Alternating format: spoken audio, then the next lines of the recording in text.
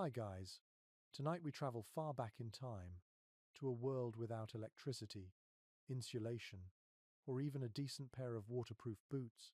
You are standing in the grey hush before sunrise somewhere in medieval Europe, your breath clouding the air like smoke from a ghostly fire. The frost bites at your fingertips even through woolen gloves, and the ground beneath your worn leather shoes is so hard it rings faintly when you walk. You can hear the low groan of wooden beams as the wind pushes against the cottage walls. This is winter as your ancestors knew it, and you, my friend, probably would not survive this. So, before you get comfortable, take a moment to like the video and subscribe, but only if you genuinely enjoy what I do here.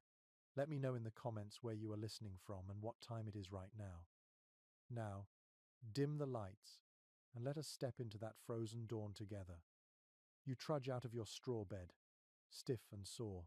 The thin blanket you shared with your family has barely kept the cold from sinking into your bones. The faint glow of embers in the hearth is the only source of light.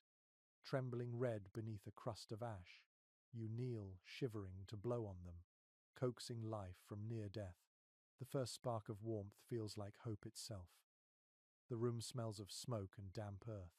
It's a one-room dwelling, walls made from wattle and daub, patched with clay that cracks when it freezes. The air carries a sour mix of human breath, sheep's wool, and last night's porridge. Outside, snow presses heavy on the thatch. You can almost hear it sigh. In the stillness, a rooster crows somewhere in the distance, though it's too cold even for him to strut proudly.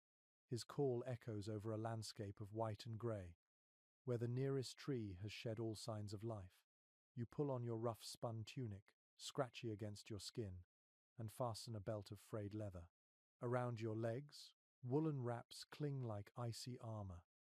This morning, like every morning in the dead of winter, you must check on the animals before breakfast. It is not optional. They are your livelihood, and their breath alone may keep the barn from turning to stone. You step outside, and instantly, the cold strikes you like a slap. Your nose runs, and your eyelids sting. The snow crunches beneath your feet, so loud in the silence that you almost wince.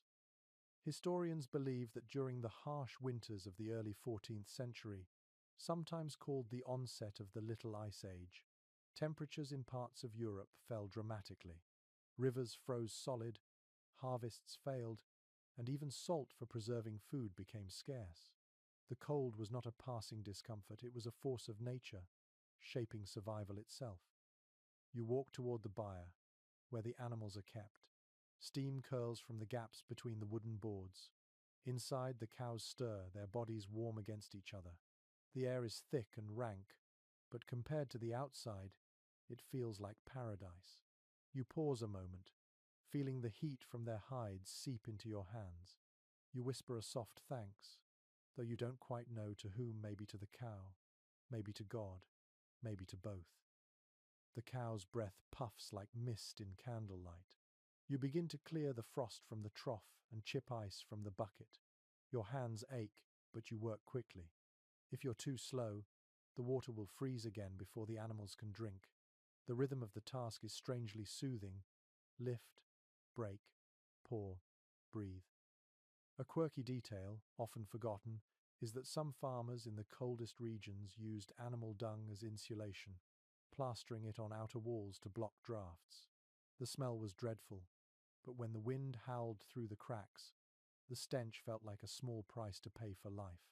You think about that as you glance at your own cottage and see patches of frozen mud still clinging to the base. Back inside, the house wakes gradually. Children cough beneath the blankets. Your spouse stirs the ashes again, blowing gently until the fire catches. You help by placing small twigs, then thicker sticks, feeding the growing flame. The first crackle echoes like laughter in the silence. Fire means warmth. Fire means coffee, though of course there is no coffee yet, only a thin broth or ale, maybe some stale bread softened with hot water.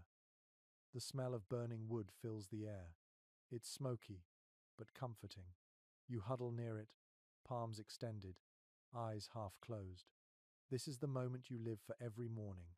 the thawing of your fingers, the slow bloom of warmth across your chest. Your mind wanders to the fields beyond the village, buried under snow, waiting for spring. You know that when the thaw comes, there will be mud, sweat, and blisters, but right now, the frozen quiet feels almost holy.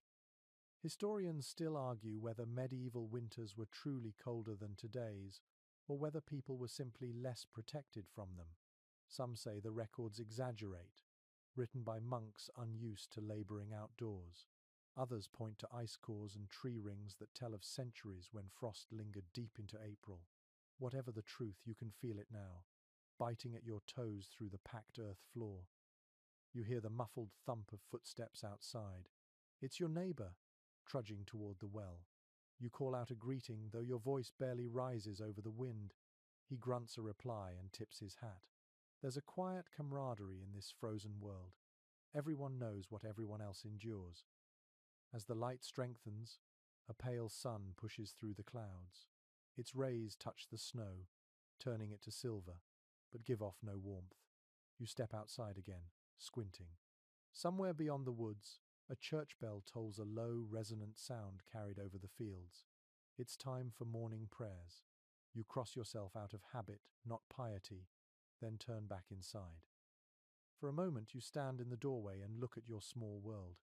The hearth's glow, the steaming bucket, your family huddled close. This is survival, not heroic, not dramatic, just stubborn, everyday endurance. You breathe out, and the air crystallizes. You smile faintly. The day will be long, but the fire is burning, and that's enough for now. The first breath of the hearth fills the air, thin ribbons of smoke curling like sleepy ghosts against the thatch roof. You lean close, feeling the sting of the heat against your cheeks as the flames finally take hold. The logs pop softly, releasing a scent of resin and damp bark. The warmth creeps outward, slow and uncertain at first, like a hesitant guest, but soon the room begins to breathe again. Your hands, cracked and raw from the morning's chores, hover near the glow. The light shimmers over rough walls and the soot-darkened ceiling beams.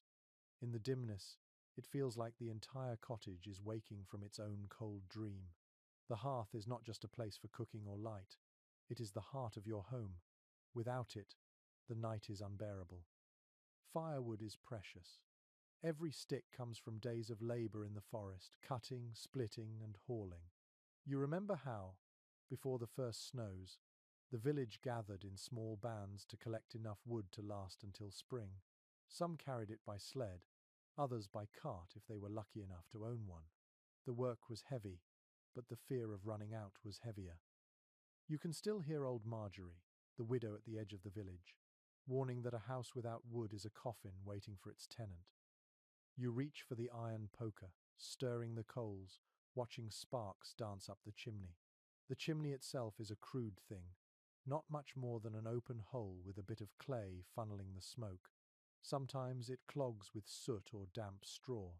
Sometimes it spits sparks back at you, and you spend the next few minutes stamping out small fires on the floor. Still, it works well enough to keep the room from choking on smoke. Historians tell us that many medieval homes had no chimney at all. Smoke would simply rise through a hole in the roof or drift into the rafters until it seeped out through the cracks. The soot blackened the walls, preserved the wood from insects, and dyed the inside of your lungs with every breath. There was a strange beauty in that your home literally marked by every fire you ever lit. You sit close to the flame, eyes watering, letting the heat soak through your clothes. Around you, life stirs. Your spouse kneels beside you, feeding small sticks into the blaze with a rhythm that feels almost musical. A child sneezes from the corner, nose pink and dripping.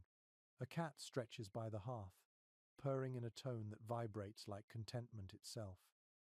The smell of porridge begins to blend with the smoke. A clay pot sits near the coals, filled with oats and water from last night's well trip. You stir it slowly, feeling the sticky resistance. It's not a feast, but it will fill you, and that's all that matters in winter. You sprinkle a pinch of salt, a treasure in itself, and the taste sharpens, earthy and alive. A curious fact from old household accounts mentions that peasants sometimes mixed ashes into their porridge when salt ran out. It sounds dreadful, but the alkaline from wood ash could actually help replace minerals lost through poor diets. You imagine it crunching faintly between your teeth, and you're grateful your supply hasn't yet run dry. Outside, the wind sighs against the shutter. You can hear it pushing, whining through the gaps, desperate to sneak in. You stuff more straw along the edges of the window frame to block the draft. The straw rustles like dry whispers. Every small act feels like defiance. You will not let the cold claim this space. There's a strange rhythm to your days now. Wake before dawn, tend to the fire, feed the animals, eat what little you have, and keep moving. If you sit still too long, the chill creeps in like a thief. Yet, there's comfort in the repetition. The fire is constant, dependable in a world that rarely is.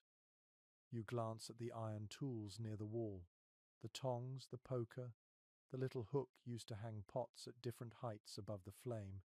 Each has its place. Each has been held by your parents, and maybe theirs too. The metal is pitted, but strong. You polish it now and then with fat from the cooking pot, watching the dull shine emerge. Historians still argue whether medieval hearths were truly central in every peasant's life, or if they've become romantic symbols for modern imagination. Some records suggest that people often spent time in communal bakeries or lordly kitchens instead, where warmth was abundant and gossip plentiful. Yet the truth may be somewhere in between your home fire as private solace, the public hearth as shared life. The flame shifts again, brighter now. It throws long shadows across the floorboards, and for a moment you imagine stories in them. The dancing shapes remind you of the old tales told on long winter nights of spirits that hid in the firelight, of ancestors watching from the smoke. You remember the village priest warning that such thoughts invite demons, but deep down you think he's wrong. There's something good in the way the fire speaks. It has always been your companion, never your enemy.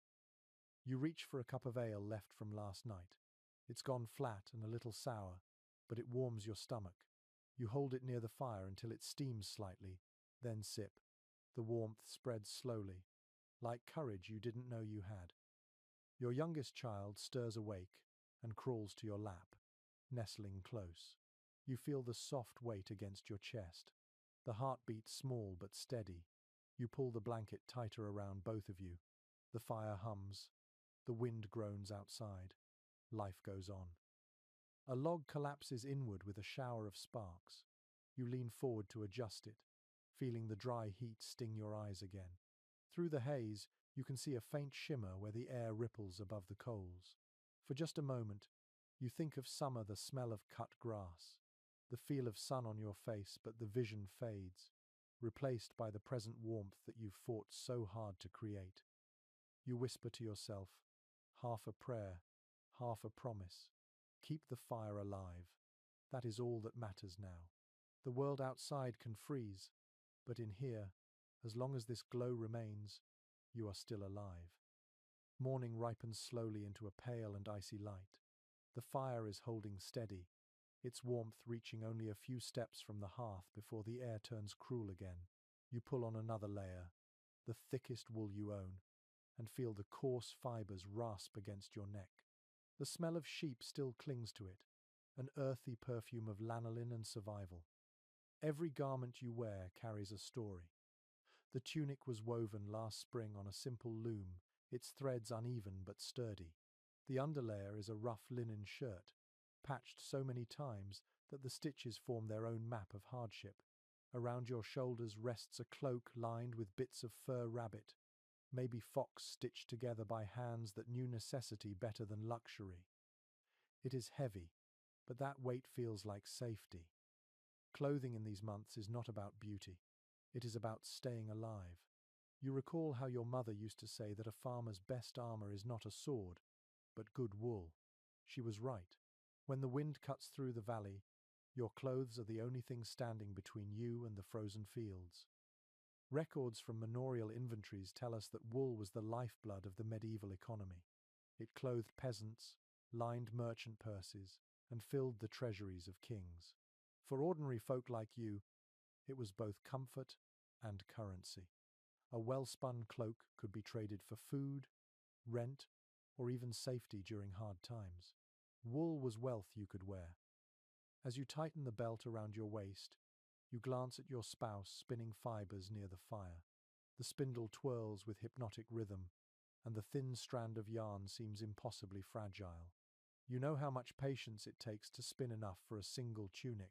The wool must be washed, carded, teased, and twisted, each step taking hours. The process is endless, yet strangely soothing. There is a curious custom from certain northern villages where newlywed couples were gifted a skein of unspun wool instead of money. It symbolized shared labor. If they could spin and weave it together before winter's end, they would never go cold. You smile faintly, wondering if love really can be measured in thread. Your boots are another story. The leather is cracked from frost, patched with scraps of hide. Inside, you stuff straw for insulation, changing it every few days before it molds. Some villagers grease their shoes with animal fat to repel water, though it leaves a smell that clings for days. You decide not to complain. The smell means warmth, and warmth is life. According to old guild records, furriers ranked among the most respected tradesmen of the Middle Ages. They worked with everything from squirrel and beaver to marten and bear, creating garments so prized that laws were passed to control who could wear what. The rich wrapped themselves in ermine and sable, the poor in whatever they could trap or trade. Yet even the humblest fur-trimmed cloak could mean the difference between comfort and frostbite. You pull your hood low as a gust slips through the cracks in the wall. The wind moans like a voice searching for entry. You shove a rag into the gap and turn back to the hearth. Your fingers tremble slightly from the chill. The fire hisses when you add a damp log. For a moment, smoke fills the air, making you cough. Then the flame catches, licking upward in renewed life. Outside, the sound of distant laughter reaches you. Two boys from the village are sliding across a frozen pond, their shouts sharp in the still air. You remember being that age, when cold meant adventure, not danger. The ice gleamed then too, smooth as glass, and the thrill of gliding over it made you forget your numb toes. You smile, then frown. You also remember the year Thomas fell through the ice. They pulled him out too late. You still avoid that pond in early winter. Academic opinion is divided on how well medieval villagers prepared for such hazards. Some accounts describe a surprising level of practical knowledge, testing ice thickness, building simple footbridges, using straw shoes to walk on snowdrifts, while others insist that most relied on instinct and superstition. You suppose both are true. Survival was part knowledge, part luck, and a little faith. You reach for a wool cap hanging from a peg. The inside is lined with scraps of linen. You pull it over your ears, adjusting it until the edges meet your cheeks. The warmth is instant, a gentle cocoon against the endless cold. It smells faintly of smoke and sheep, which somehow feels comforting. There is an old superstition whispered among shepherds. If your hat burns in the fire accidentally, you must replace it before sunset or risk losing your flock.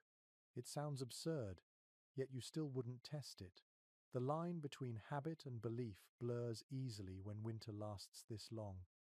Your spouse finishes spinning and winds the thread onto a small wooden reel. It gleams pale gold in the firelight.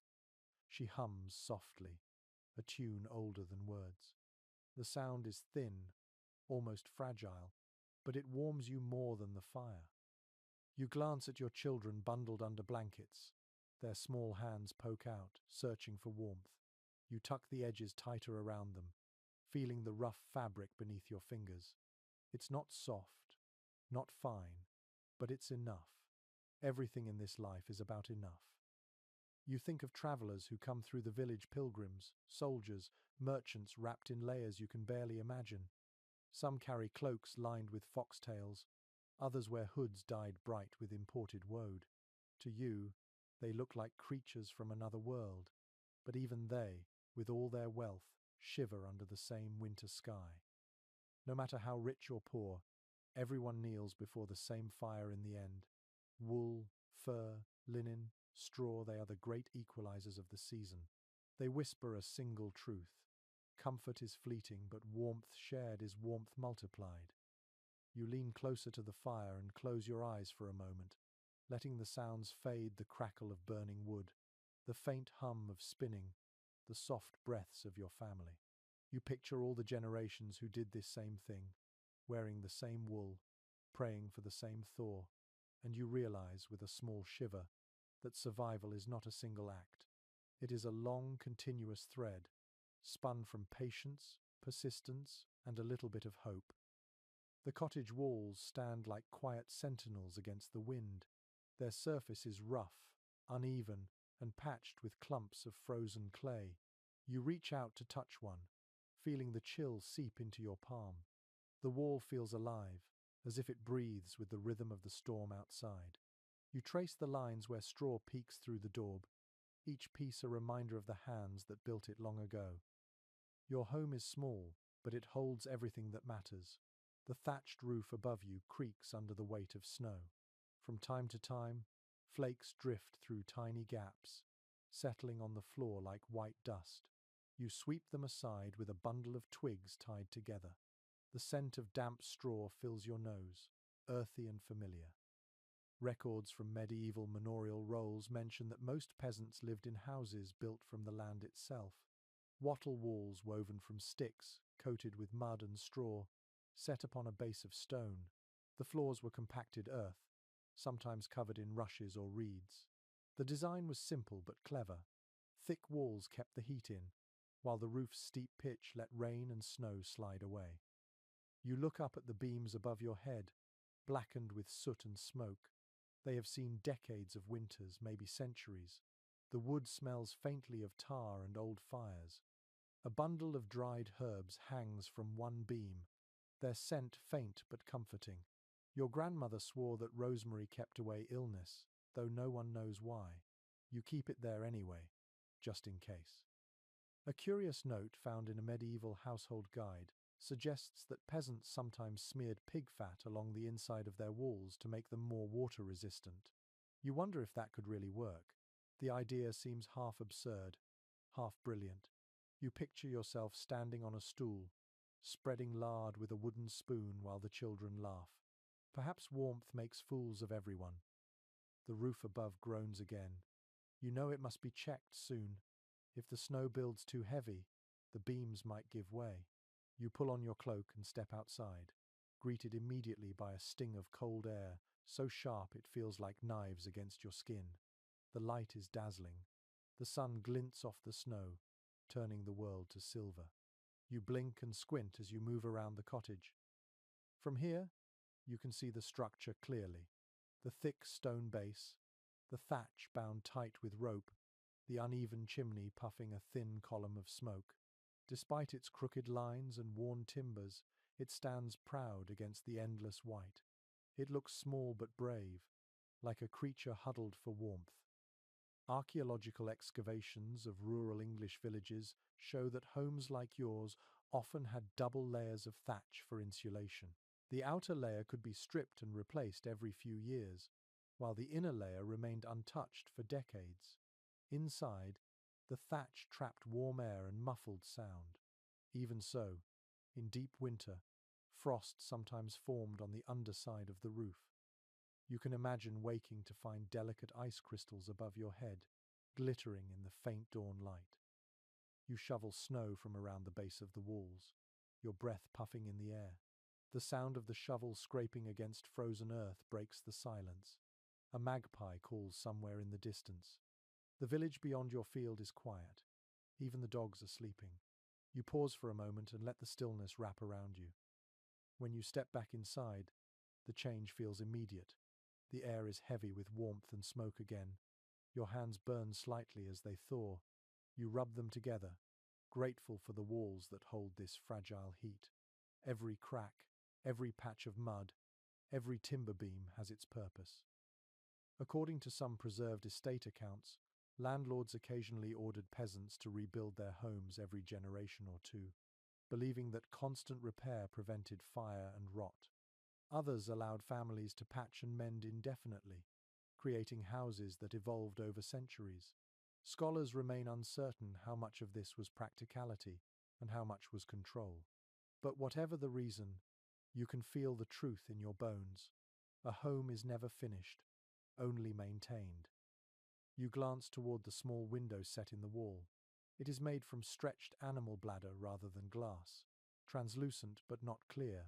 Light seeps through like diluted honey. You can see the shadow of a tree outside, its bare branches trembling in the wind. The window hums faintly as the gusts push against it. You stuff a wad of wool into the corner to stop the draft. A peculiar practice mentioned in monastic letters describes how some villagers would line their walls with tapestries or woven mats to trap heat. The rich might hang embroidered cloths depicting saints or hunts, while the poor used old sacks or animal hides. You think of that idea and glance at the old cloak hanging by the door. Maybe tomorrow you'll nail it up behind your bed. It might make a difference. As evening creeps closer, shadows climb the walls. The light of the hearth flickers across the surfaces, turning every crack into a landscape. The smoke drifts upward, caught in the rafters before sneaking out through the chimney hole. You sit close to the wall and listen to the faint whistling of the wind outside. It feels as if the entire building sighs along with you. You reach for a mug of ale, the warmth spreading through your fingers. The walls hold the sound of every breath, every whisper. They are more than shelter, they are memory. Generations have lived within them, laughed, mourned, and waited out the cold. Some chroniclers of the time described the homes of common folk as miserable huts unfit for humans. But they were wrong in their own way. Yes, the smoke burns your eyes, and the cold creeps in no matter what you do. Yet inside these four walls there is life, laughter, and a stubborn kind of comfort. The cottage does not promise luxury, it promises endurance. You sit quietly, feeling the heartbeat of your home pulsing in the warmth of the hearth and the creak of the beams. Outside, the night gathers strength again, black and endless. Inside, your small light continues to glow, wrapped safely in walls of clay, straw, and faith. The night deepens, and the cold presses closer. Every sound outside feels sharper, every gust of wind like a whisper at the door. You huddle by the hearth, wrapped in your cloak, listening to the rhythm of your own breath. The fire sighs softly, its orange light licking the walls. In this dim glow, the cottage feels smaller, but strangely more alive.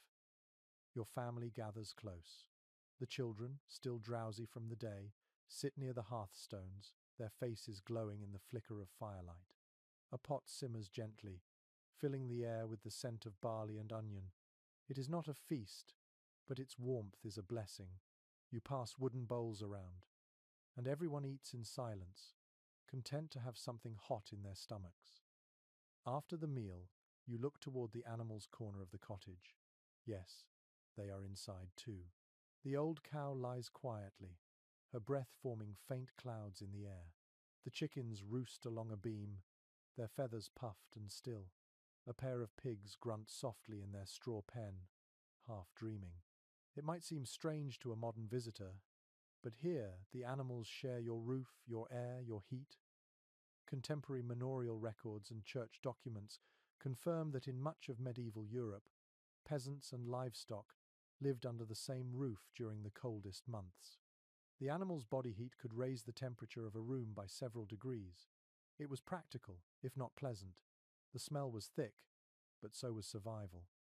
You can feel the warmth radiating from the cow's body even across the room. The floor beneath her is covered in straw, which soaks up both heat and filth. Every few days, you add a new layer on top, creating what some villagers call a living floor. It smells earthy and sweet, like hay and life itself. A peculiar habit from Scandinavian villages involved letting sheep sleep at the foot of the family bed. The lanolin in their wool released a faint, oily warmth, and the animals were gentle enough not to disturb the sleepers. You imagine that arrangement and chuckle quietly. Perhaps necessity breeds the oddest forms of comfort. The air is close now, heavy with breath and steam. You open the door a crack to let the smoke drift out. The wind rushes in, biting your face. For a second, you see your own reflection in the night sky. A flicker of movement, a silhouette framed by snow. You close the door again, sealing the warmth inside. According to parish tax rolls from the 13th century, families were often fined for allowing animals to wander outside at night, not because it was cruel, but because predators roamed freely. Wolves were real, not fairy tales. Their howls echoed across fields and through forests. The stories told by firelight of beasts at the door, of spirits in the shape of dogs, came from memory, not imagination. You settle back beside the fire, glancing at your sleeping children. Their heads rest close together, and you smile faintly at the sight. The floor creaks as the cow shifts her weight. The rhythm of breathing fills the room. Human, animal, and flame, all in harmony. There is a faint sweetness in this closeness. You can hear the pig snoring softly, a deep rumble that somehow feels reassuring. The chickens stir, feathers rustling, then settle again. The room hums with the sound of shared life. You think of it as a single heartbeat, keeping time through the night. Some surviving letters from medieval monks speak of this mingling of man and beast as both practical and symbolic. The monastery walls were cold stone, yet even the brothers kept cats for warmth and companionship. The same logic holds here.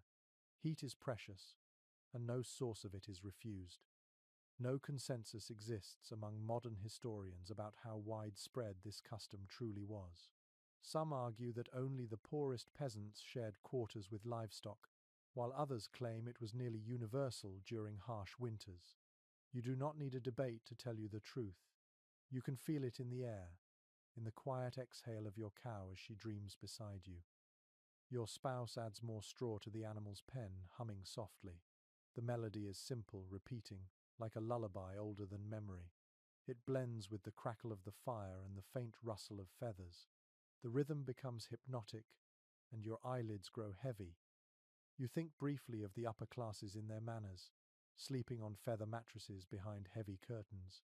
You wonder if they ever feel the same kind of warmth, the shared pulse of life that fills a peasant's home. Perhaps their beds are softer, but their nights are lonelier.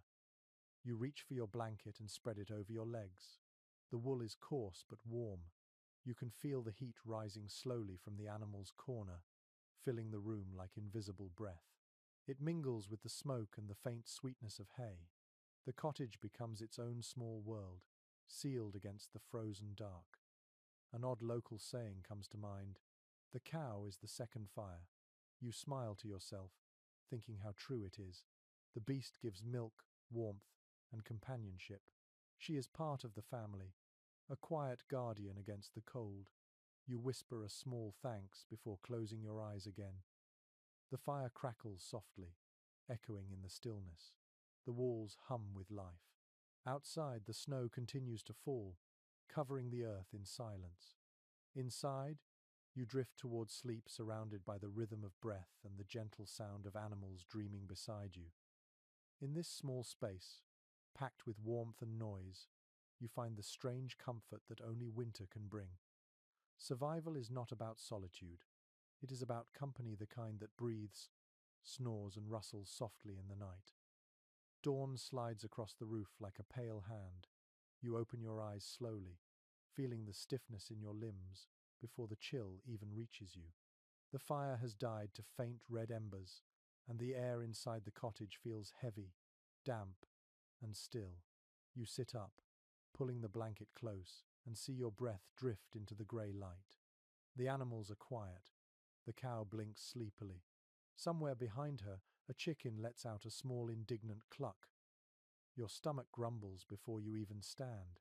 Hunger, that constant companion, is a sharper reminder of winter than the cold itself. You make your way toward the pot by the hearth, lifting the wooden lid. The porridge left from last night has stiffened, a pale lump that smells faintly sour. You scrape it into a bowl, add a splash of water, and set it near the embers to soften again. It is not delicious, but it will keep you standing. Diet in winter is an exercise in endurance. Records from medieval household accounts show that many families relied on a rotation of preserved grains, salted meats, dried beans, and turnips buried in cellars. The bounty of summer feels like a dream now, replaced by the slow scraping of barrels and the careful rationing of every crumb. You pull out a small loaf of bread, dark and dense, baked days ago in the communal oven. It is hard enough to knock against the table with a dull thud. You smile wryly and dip it in the warm porridge, letting the steam soften it. The first bite is bland but comforting. The second feels like strength. According to estate documents from northern France, poorer peasants sometimes baked bread mixed with ground acorns or pea flour when grain ran low. The result was bitter, but it kept hunger at bay. You remember the taste from a few years back, when the harvest failed and even barley was scarce. It stuck to your teeth and left your tongue numb, but it filled your belly, and that was all that mattered. The children wake slowly, drawn by the smell of food. Their hair is wild, and their cheeks are pink from the cold. You serve them each a bowl, making sure they get the better pieces. You and your spouse eat last, as always. Family comes first, even in hunger, especially in hunger. A peculiar entry from a monastery ledger mentions that monks sometimes seasoned porridge with a few drops of honey or beer for extra warmth. You tried that once, mixing a bit of ale into the pot. The result was thick, foamy, and strangely pleasant. You think of doing it again tonight, if there is any ale left. The talk around the table is quiet. Words feel like effort. You can hear the faint creak of the walls, the soft rumble of the cow, the whistle of the wind finding its way through the cracks. Every sound reminds you that the cold is patient. It waits for mistakes. Your spouse rises first, wrapping a scarf around their shoulders. They go to check the root cellar beneath the floorboards, lifting the wooden hatch with a grunt. A wave of cold air rushes out, sharp and earthy. You peer down into the dark and see the outlines of turnips, carrots, and a few onions. Some have begun to shrivel, but most are still firm. You both breathe a sigh of relief. According to surviving letters from rural bailiffs, root cellars were vital lifelines through winter. Dug deep into the ground, they kept vegetables cool enough to prevent rot, yet warm enough to avoid freezing. The practice was so essential that some lords required peasants to maintain them as part of their rent obligations. You hand up a few turnips and onions, brushing dirt from their skins. The smell of soil clings to your hands. You toss them into a pot, add water, and place it above the fire. The crackle of flame begins again, faint but promising. Soon the scent of stew fills the room, rich and humble. Academic discussions continue about how medieval people balanced their diets during long winters. Some suggest that malnutrition was common and constant, while others argue that stored foods and careful planning allowed many villages to endure surprisingly well. You suspect the truth lies somewhere between those ideas. You have known winters of plenty and winters of near-empty cupboards. Luck and weather decide which one you get. While the stew simmers, you slice a small strip of salted pork and drop it in. It hisses as it meets the water. The fat rises in thin circles across the surface. The smell is heavenly. You stir it slowly, watching the steam curl into the rafters. One traveller's diary from the 13th century mentions a strange custom among farmers in cold regions, saving the first spoonful of every pot for the spirits of the house. The offering, placed on a shelf near the fire, was said to keep hunger from worsening. You think about that as you ladle a little broth into a small bowl and set it aside. Not because you believe it, perhaps, but because some traditions feel too old to ignore. When the stew is ready, everyone eats again. The warmth spreads through your chest, soft and heavy. You can feel life returning to your limbs. The children laugh for the first time in days, wiping broth from their chins. You smile and close your eyes for a moment, savoring the rare comfort. Outside, snow continues to fall. You can hear it pattering softly on the thatch, a sound like gentle applause. You look at your family, the animals, the flickering fire, and the small pot that smells of salt and earth. In this moment, the cold feels far away. You realize something as you watch your children scrape their bowls clean. Survival is not about abundance, it is about rhythm. You eat, you rest, you gather strength for one more day. Each meal is a quiet victory against the winter that never seems to end. You set your bowl down and stretch, joints cracking softly. Your stomach is full, the fire is steady, and the walls still hold. The day can begin now. The cold will wait at the door, but you will face it fed and ready. That is all anyone can ask for. The day unfolds slowly, pale and quiet. Smoke drifts upward from every cottage in the village, curling like thin ribbons against the winter sky. You step outside for a moment, wrapped in your cloak, and see your breath mingle with the rising haze. The world smells faintly of wood smoke, manure, and something sweeter that lingers at the edge of the wind. Someone, somewhere, has begun brewing. You can feel the pull of it even from here, the promise of warmth that is not just from fire but from a mug, steaming and fragrant, held between your hands. Back inside, you sit by the hearth again, listening to the rhythmic pop of the flames. Beside you rests a small wooden cask, half filled with ale. The liquid glows amber in the light, its surface trembling with each movement of the fire. According to surviving tavern accounts and household inventories, ale was not a luxury in medieval life, but a daily necessity. Water was often unsafe to drink, especially in winter when wells froze or became stagnant. Ale provided both hydration and calories, a mild nourishment for body and spirit. Even children drank it, though theirs was weaker and sweeter. You lift your mug and take a sip. The taste is earthy and full, with a hint of grain and smoke. It slides down your throat like a small miracle. The warmth spreads slowly, a quiet bloom that softens your shoulders and loosens your breath. You close your eyes for a moment and let the sensation sink in. A curious entry in an old brewer's ledger mentions that some villagers added roasted apples or honey to their ale during winter. The sweetness was said to chase away melancholy. You think about trying it, imagining the aroma filling the cottage. Maybe tonight, when the work is done. Your spouse busies themselves beside you, checking a small jug of mead kept near the hearth. The liquid inside gleams golden and thick. Mead is rarer than ale, too costly to make often, since honey is precious. Yet every now and then, someone in the village trades a bit of wax or cloth for a taste. On feast days, the mead flows, and even the coldest souls forget their worries for a while. Accounts from medieval festivals describe the role of drink in community life. Alehouses were not simply places to get drunk. They were gathering halls, news centres, and sanctuaries from the weather. A warm mug in hand, surrounded by laughter and song, could make even a starving winter feel survivable. You remember last year's Feast of Candlemas. The Lord allowed free ale for the day, and the entire village crowded into the manor's courtyard. People danced in boots caked with snow. The music was rough but lively, and for a few hours, everyone forgot how bitter the wind felt. You think of that now and smile faintly, the memory glowing like a coal. Some historians continue to discuss how heavy drinking truly was among peasants. Certain records warn of moral decay, of farmers too fond of the brewer's barrel.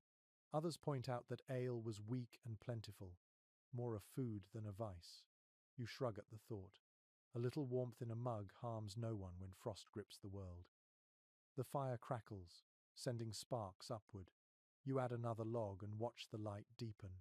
The children are playing quietly in the corner, their laughter echoing softly. You pour them each a cup of warm water mixed with a little ale, just enough to warm their bellies. They grin at the indulgence. A story once told by travelling monks describes a peasant who survived an entire winter drinking nothing but weak ale and eating dried peas. It sounds exaggerated, yet you believe there might be truth in it. Ale holds more strength than it seems. You remember feeling revived after a few sips during last year's hardest frost, when your hands were too stiff to move. The air inside the cottage has changed. The scent of molten yeast has replaced the smoke for a moment. It feels alive, soft, and rich. You stir the small pot near the fire where you have been warming a mix of herbs in ale. an old remedy against coughs. The smell of rosemary and sage fills the air. Scholars often note how intertwined medicine and drink were in the Middle Ages. Ales infused with herbs or honey acted as both tonic and comfort. You do not think of it as science, only as habit. When you drink it, your chest feels looser and the night seems kinder. That is reason enough. Outside, the snow thickens again. You can hear it tapping softly on the shutters. The world shrinks to the size of your cottage. Within this small space, the warmth of the fire and the ale hold everything together. The children are whispering stories. Your spouse hums under their breath, and you sip slowly, savoring every swallow. You know that by nightfall the ale will be gone. Tomorrow you may have to walk to the brewer's house and trade a bit of grain or wool for another jug. It will be worth the journey. In this life, warmth is bought not with gold, but with effort and a good word. You tilt the mug back, draining the last of the amber liquid. The heat spreads through you one final time. Outside, the wind rises, rattling the door. You look toward the fire and smile. Let it howl. Inside your chest, the warmth burns steady. The night will come soon, long and silent, but you will face it with the taste of grain and honey still on your tongue. In this cold world, even a single cup can feel like a promise that life will carry on. The day drifts towards twilight, that soft hour when the world seems made of smoke and silence. Outside, snowflakes fall so slowly they look like feathers. The cold settles again, creeping through cracks in the wall, curling under the door. You stir the fire to life once more, watching the orange glow chase the shadows back into corners. The light dances across your hands and face, gentle but fleeting. You sit down and listen to the quiet. The sounds of the village fade at night, leaving only the faint rustle of wind and the creak of old beams. This is when thoughts turn inward, when faith, fear, and imagination mingle like smoke in the rafters. Records from parish chronicles reveal that winter pushed even the most practical souls toward prayer. Frost could turn to famine in a matter of weeks, and with it came disease and despair. Churches filled with villagers seeking comfort, their breath steaming in the cold air as they knelt on icy floors. Faith was not luxury. It was the only fire left when every candle burned low. You pull your cloak tighter around your shoulders and trace the small wooden cross hanging by the hearth. It has been there since your parents' time. The edges are worn smooth by hands and years of hope. You touch it lightly and whisper a short prayer, not grand or formal, just words of gratitude that the roof still stands and your family still breathes. Yet not all prayers belong to the church. Outside the walls of Scripture lived 1,000 older beliefs. In the hush of midwinter, when nights stretched endlessly, people remembered older names and older powers. You recall your grandmother tossing a handful of salt into the fire to keep away frost spirits. She said the sparks that flew were their angry eyes. A curious detail preserved in a monk's marginal notes describes how villagers in remote parts of Germany once carved crosses into the frost on windows, believing it kept demons from entering the house. Others hung garlands of evergreen branches to remind the spirits of spring's return. You smile faintly, thinking how faith and superstition often sit together like siblings at the same table. You step outside for a moment. The snow crunches beneath your feet, and your breath blooms white against the night. The church bell tolls once, a low sound carried by the wind. Its echo rolls across the fields, reminding every living soul that they are part of something larger.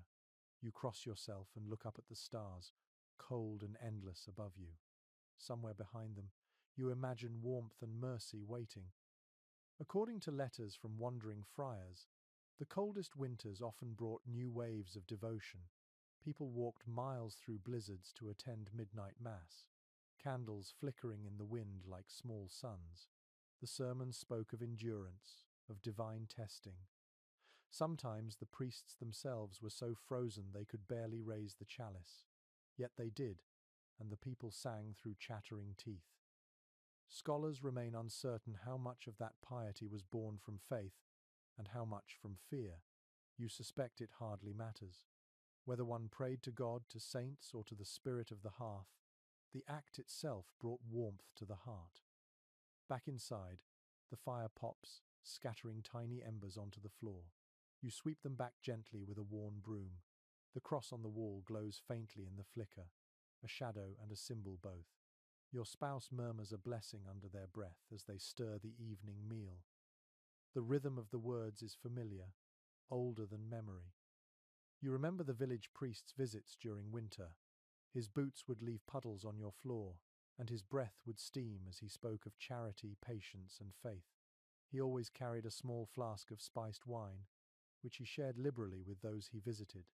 His laughter was loud, his sermons kind. You never feared him, though some did. A peculiar story still whispered among villagers tells of a saint who once warmed a frozen traveller by breathing on him. Some claim it was Saint Martin, others say it was a nameless monk who wandered the countryside healing frostbitten hands. The details change, but the meaning remains. Warmth given freely is the closest thing to holiness. The children are half asleep now, curled under their blankets. The cow shifts in her corner, hooves thudding softly against the floor. You move closer to the fire, letting its glow bathe your face. You close your eyes for a moment and listen to the breathing around you. Somewhere in that rhythm, you find your prayer again. It has no words this time. It is only a feeling, deep and steady, that life endures. The wind outside may scream, but inside there is still light.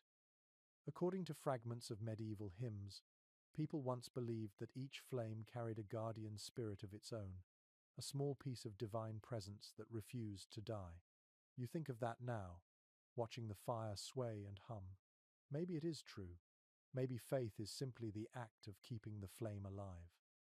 The night deepens. You feed the fire one last time and lie down, the cross still glimmering faintly above you. In your half-sleep, the wind sounds almost like a choir far away, singing into the endless dark. You smile before drifting off, your last thought a quiet promise to rise again with the light. The fire has burned low again, but the room is not completely dark. A faint grey light seeps through the stretched skin of the window. You wake to the sound of gentle movement, the shuffle of feet, and the low hum of voices. Your spouse is already up, spinning wool in the corner, the spindle twisting and dipping like a pendulum. The children are helping sort dried beans, their fingers clicking softly against the wooden bowl. Winter mornings are slow, but never idle. The fields may sleep under snow, yet the hands of farmers never stop. Every tool, every garment, every piece of rope must be repaired before spring comes. You stretch, feeling the ache in your back, and rise to join the rhythm of work. Evidence from manorial estate records shows that winter labor was mostly indoor craft work. Spinning, weaving, basket making, mending tools, carving handles, each small task filled the endless dark hours. It was survival through patience rather than strength. You feel that truth in your bones as you sit down with your knife and a length of wood. You begin shaping a spoon, the shavings curling from the blade like ribbons. The smell of fresh wood mixes with the smoke of the fire, sharp and pleasant. Each scrape has a rhythm, a music of its own. The children glance over sometimes, curious, but return quickly to their sorting. Everyone has a role in keeping the household alive. A curious note from a traveller's journal written centuries ago describes the sight of entire families gathered around one hearth, each person working silently, the only sounds being the hiss of fire and the whisper of tools. The traveller called it a dance of survival without music. You think that is the most accurate description you have ever heard. Your spouse hums while spinning, the tune slow and lilting. The spindle hums with it, the fibers stretching into a thin thread that gleams in the light. The wool between their fingers looks like fog captured in motion. You have seen that same motion for years, yet it still feels like magic. From fleece to thread, from thread to warmth, every movement creates something that pushes back against the cold. According to guild records from Flanders and England, even rural homes produce small amounts of cloth for trade. Villagers sold coarse wool to merchants or bartered it for salt and oil. In that way, the labor of the hearth connected the poorest farmer to faraway markets.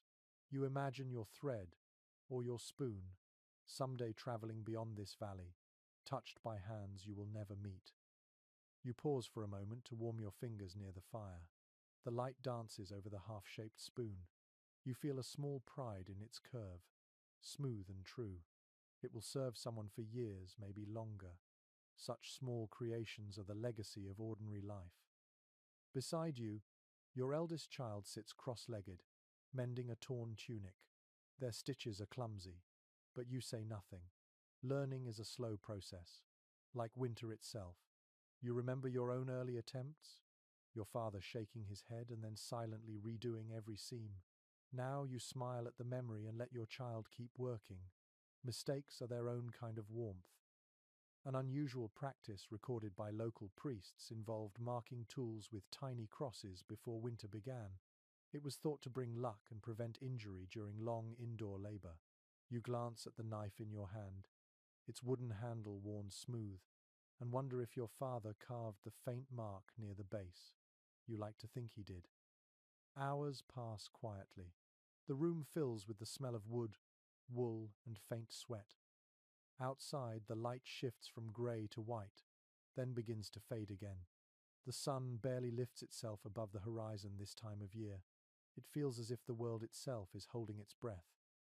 Scholars who study rural rhythms often debate whether medieval peasants ever rested. Some argue that winter brought rare moments of leisure, while others claim that survival left no room for idleness. You know from experience that both can be true.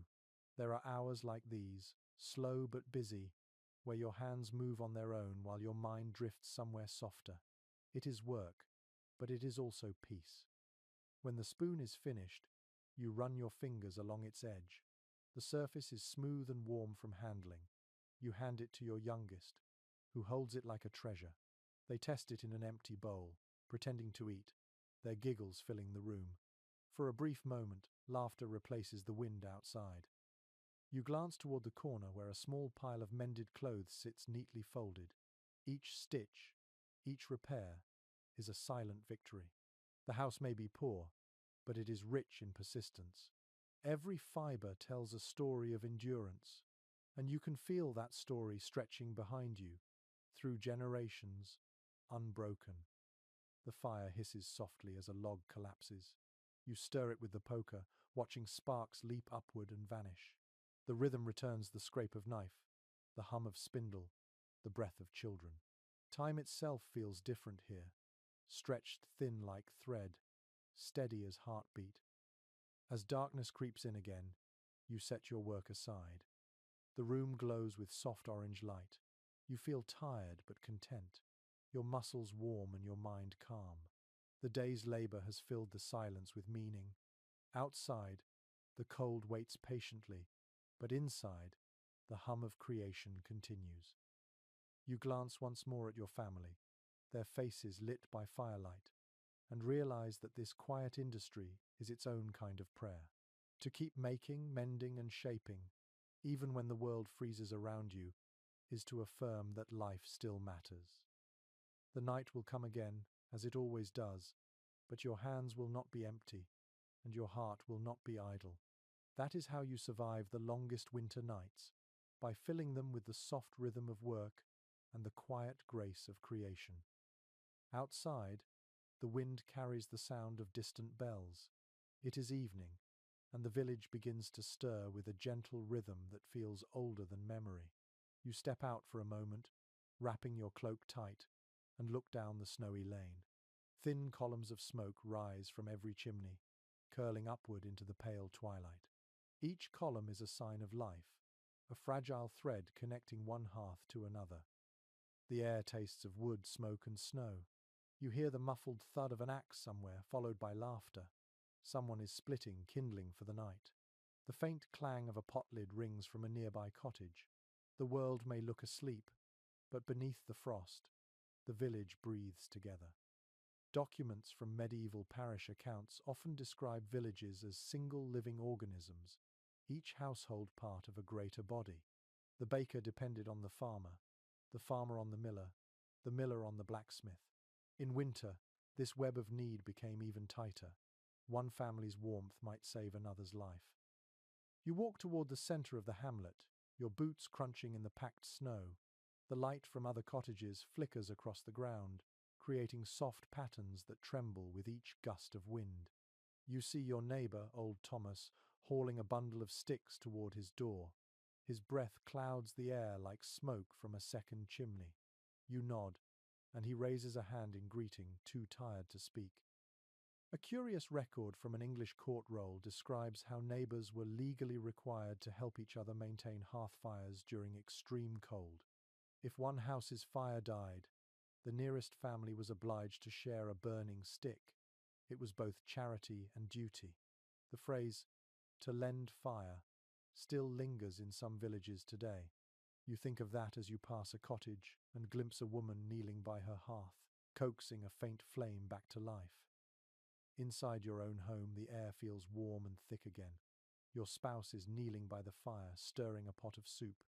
The children are nearby, trading quiet jokes as they mend a torn basket. The smell of onions fills the room, rich and heavy. You sit down and listen to the familiar music of small tasks, the scrape of a spoon, the rustle of straw, the occasional soft cough. In many medieval communities, winter evenings were a time for stories. Chroniclers mention how families gathered together to share tales of saints, lost travelers, or mysterious lights in the snow. The spoken word was as vital as bread, feeding imagination when the body could find little else. You clear your throat and begin a story your father used to tell, your voice low and calm. It is a tale about a traveler who followed a lantern through a snowstorm, only to find it was carried by an angel disguised as a beggar. The children listen wide-eyed, the firelight catching in their eyes. The cow in the corner snorts softly, as if adding her own comment. You cannot help but smile. A peculiar medieval superstition claimed that telling stories near the hearth pleased the household spirits, who would bless the home with warmth and health. Some villagers even set aside a stool for an unseen guest, a place for the spirit to sit and listen. You remember your grandmother doing that once, and you glance now at the empty chair by the wall. It feels right to imagine someone there, smiling in the firelight. The night deepens. Outside, the snow falls thicker, softening every sound. The wind rattles the shutters, but the village endures. Through the walls, you can hear faint echoes of laughter and the occasional bark of a dog. Somewhere, a baby cries, and a woman's voice hums a lullaby in reply. Scholars studying medieval rural life note that communal strength was the heart of survival. Shared labor, shared meals, and shared warmth were not merely acts of kindness, but necessities of existence.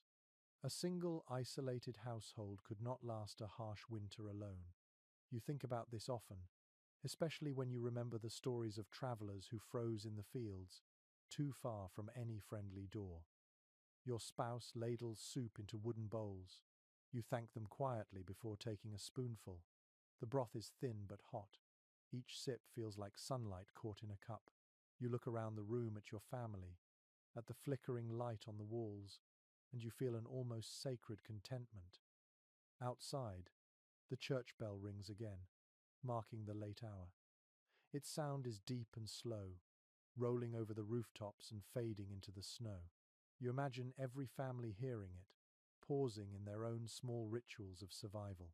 For a moment, the whole village moves in unison, each person breathing the same cold air, listening to the same ancient tone. Some researchers suggest that such rhythms of shared sound and sight created a sense of unity stronger than any written law.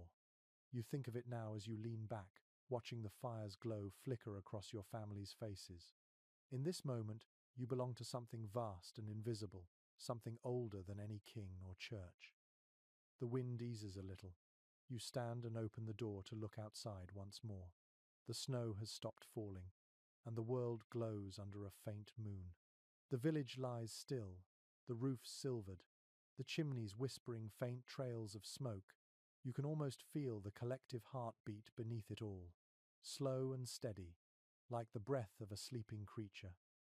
You close the door softly, and return to the warmth. The fire hums, the soup smells sweet, and the laughter of your children drifts into the quiet. For a fleeting instant, the harshness of winter feels far away, replaced by the soft rhythm of a village breathing together through the cold. You know that tomorrow will bring frost and chores and aching muscles, but tonight you rest in the glow of shared endurance. This is not just survival, it is communion. The morning begins before the light. You wake to the sound of hooves shifting and straw rustling. The smell of warm animal breath mingles with the smoke from the dying embers, a heavy scent that clings to your clothes and hair. You stretch beneath your rough blanket, your bones stiff but ready. The cow lows softly, a gentle reminder that the day will not wait. You rise and pull on your boots. The air is sharp enough to sting your throat. The first task of every morning is the same. Check the byre, the small stable that shelters the lifeblood of the household. You push aside the wooden door and step into the dim, steaming dark. Warm air wraps around you instantly, thick with the scent of manure, hay, and breath. It is unpleasant, yet deeply reassuring. According to surviving farm accounts from the 13th century, animals were the true engines of rural life. They provided milk, strength, warmth, and, in the end, food. A family without livestock was a family on the edge of despair. You run a hand down the cow's flank, feeling her hide radiate heat like a living furnace. Her breath fogs the air, rhythmic and slow. The straw beneath your feet is damp, but soft. You grab a pitchfork and begin to turn it, lifting the old bedding and mixing it with clean hay. Each movement fills the byre with a faint rustle and a sweet, earthy smell. The work warms you quickly. Your breath joins the cow's in the heavy air, and together you create your own little climate of survival. An old man once told you that cows dream standing up, their minds filled with green pastures even in the heart of winter. You smile at the thought as you hear her chew, the steady rhythm of her jaw like a lullaby from the world before frost. Historical evidence shows that medieval farmers knew their animals intimately. They named them, talked to them, and often wept when one died.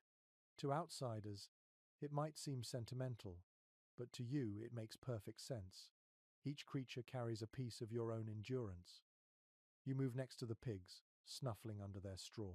They grunt happily as you pour scraps from a bucket into their trough. The sound of them eating fills the byre, wet and noisy, but strangely joyful. Pigs are stubborn survivors. They grow fat even in hunger, finding food in places you would never think to look. A curious observation recorded by a traveling physician in the 14th century noted that peasants often slept better when animals were close by. He speculated that the warmth and the rhythm of breathing soothed the human mind. You believe it. On nights when the wind howls like wolves, that steady breathing beside you feels like a promise that life endures. The chickens stir next.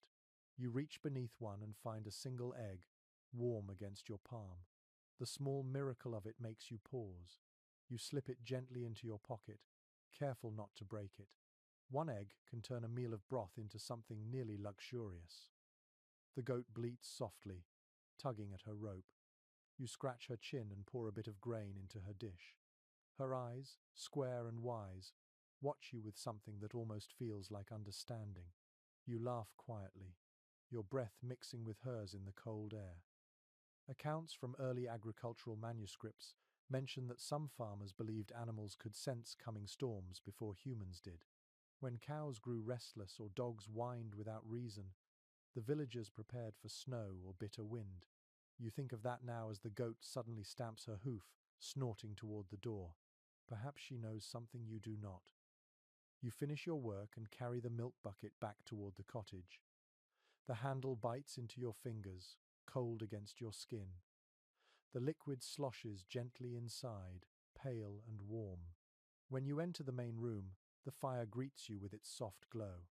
The air feels instantly lighter. You pour the milk into a clay pot near the hearth to keep it from freezing. Your spouse thanks you with a nod, already stirring a pot of porridge.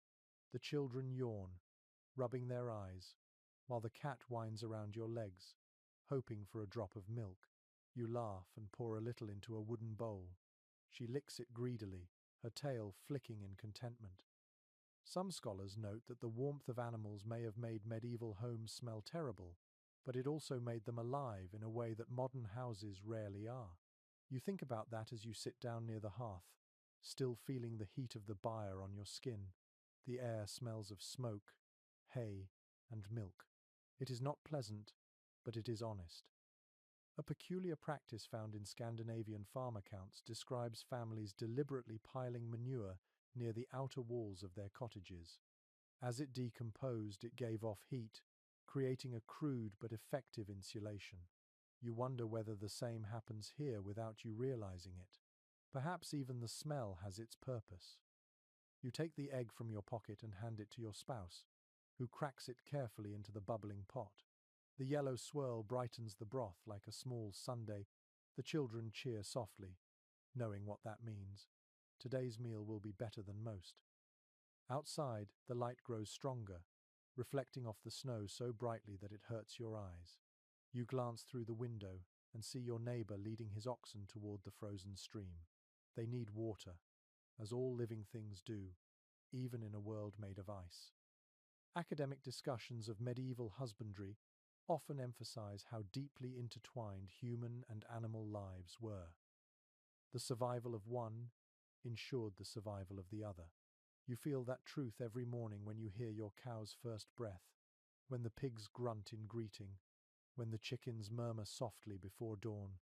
Their warmth becomes your warmth, their life a mirror of your own. You finish your meal in silence, listening to the faint noises from the byre, the shuffle of hooves, the quiet sigh of a resting beast. Those sounds are as reassuring as the fire's crackle. Outside may be cold, but inside, surrounded by creatures and family alike, the world feels almost gentle. You take a final sip of milk, sweet and warm, and close your eyes.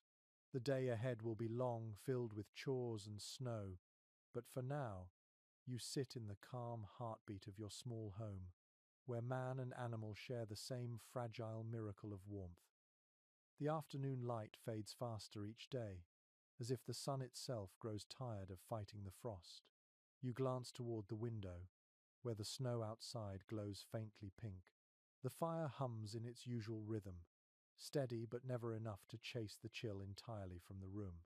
You reach for your gloves, their wool stiff with wear, and begin to prepare for another small battle against the cold. Life in winter is a constant invention. You find ways to keep the heat where it belongs, to trick the body into believing it is warm. Every peasant you know has their own secret, their own trick passed down like an heirloom. Historical notes from manorial household lists mention that people often used hot stones wrapped in cloth to warm their beds before sleeping. You remember your grandmother doing that when you were a child. She would heat the stone near the hearth, then tuck it into the straw mattress before you climbed in. The warmth would last only an hour, but that hour felt like heaven. Tonight, you decide to do the same. You place a flat river stone by the fire, turning it slowly with a stick until it glows with trapped heat. The smell of scorched wood fills the air, sharp and dry. When it is ready, you wrap it in an old scrap of linen and place it under the blanket to wait for night. Nearby, your spouse sits sewing by candlelight, their needle flashing in and out of the fabric. The rhythm is calm, hypnotic. The children are kneeling by the hearth, toasting small pieces of bread on long sticks. Their laughter mingles with the crackle of the fire. For a moment, the world feels kind. According to surviving merchant records, small clay bed warmers filled with coals were a common luxury in wealthier homes. Peasants made do with simpler means. Some placed heated bricks or bottles filled with warm ale at their feet. A few even used live animals like cats or small dogs to share body heat through the night. You glance at the family cat now, curled into a tight ball by the fire, clearly fulfilling her role. A curious reference in an old traveller's letter tells of farmers in the Alps stuffing their boots with dried moss to keep their toes from freezing. Others lined their beds with layers of straw mixed with goose feathers, creating a primitive insulation. You have tried the straw trick yourself, and though it scratches, It does keep the cold from reaching your bones. You step outside for a moment, holding your cloak close. The cold strikes immediately, crisp and absolute. The snow crunches beneath your feet with a sound like breaking glass. Above, the sky is deep blue fading to black, a great silence stretching to the horizon. You can see faint trails of smoke rising from neighboring cottages. Each one glows faintly in the dusk, a mark of stubborn life against the white emptiness. When you return indoors, your fingers sting from the sudden warmth. You hold them close to the fire, watching the skin redden. Your spouse smiles faintly and hands you a mug of broth. You drink slowly, the steam curling into your face. It tastes of salt and onion, humble but soothing. Some fragments of medieval diaries describe evenings exactly like this. The small domestic rituals, the quiet companionship, the art of finding comfort in repetition. Scholars often debate whether these moments were truly peaceful or simply moments of exhaustion. You think it might be both. Peace, after all, often wears the disguise of fatigue. You check the stone in your bed again. It is still warm, humming faintly against the straw. You tuck the blanket tighter around it, already imagining the relief it will bring later. The fire has burned low, glowing more than flaming now. You stir the embers and add a small log, careful not to waste too much wood. Every piece is counted, every stick, a small coin in the currency of survival. Your spouse finishes their sewing and holds up a pair of mittens. They are rough, mismatched, and perfect. You thank them softly and slip them on. The wool is coarse, but it traps warmth quickly. The feeling of heat spreading through your fingers is almost tender. There is an old superstition whispered among weavers that the warmth of a handmade garment carries the soul of its maker.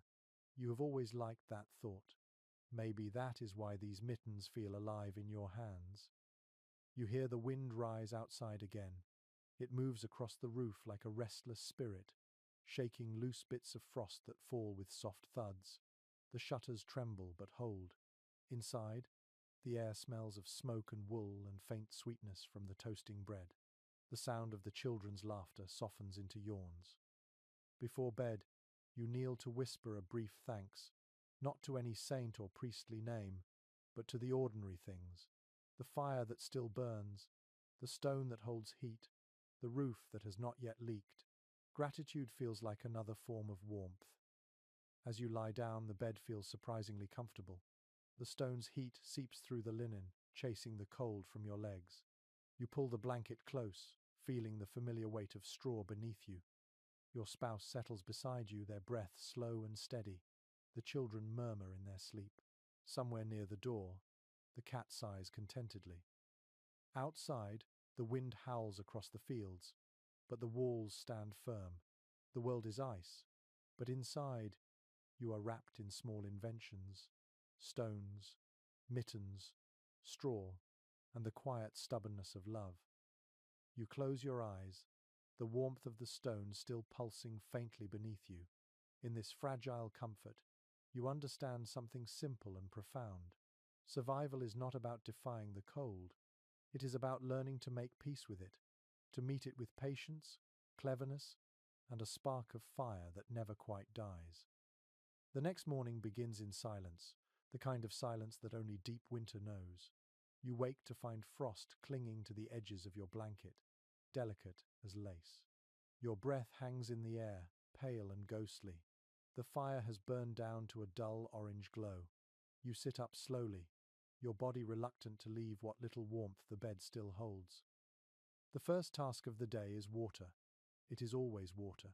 You step outside with a wooden bucket, the cold biting your face like a slap.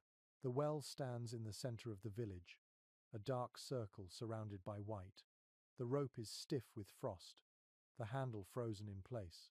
You tap it with your glove, breaking the thin crust of ice, then begin to turn. The sound of the creaking wheel echoes faintly through the still air. Records from rural manors describe how villagers often had to break through thick ice just to reach drinkable water.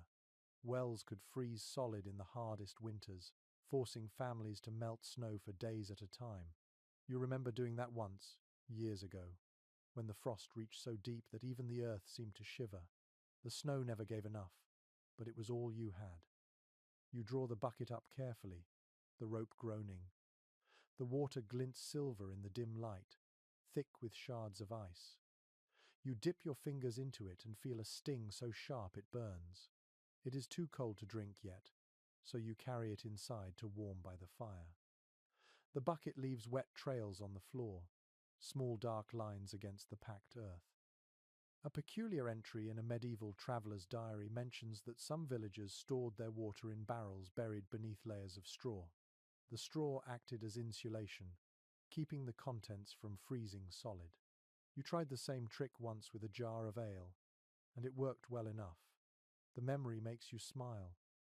Inside, your spouse is stirring the fire back to life, coaxing thin flames from the embers. You pour a little water into the pot to heat for washing. The children wake slowly, rubbing their eyes and breathing small clouds into the air. The smell of smoke mixes with the damp scent of thawing frost. You hand each of them a cup of warm water to drink. It tastes faintly of wood and metal, but it feels like life flowing back into their veins. You take a sip yourself and feel the cold retreat from your chest, inch by inch.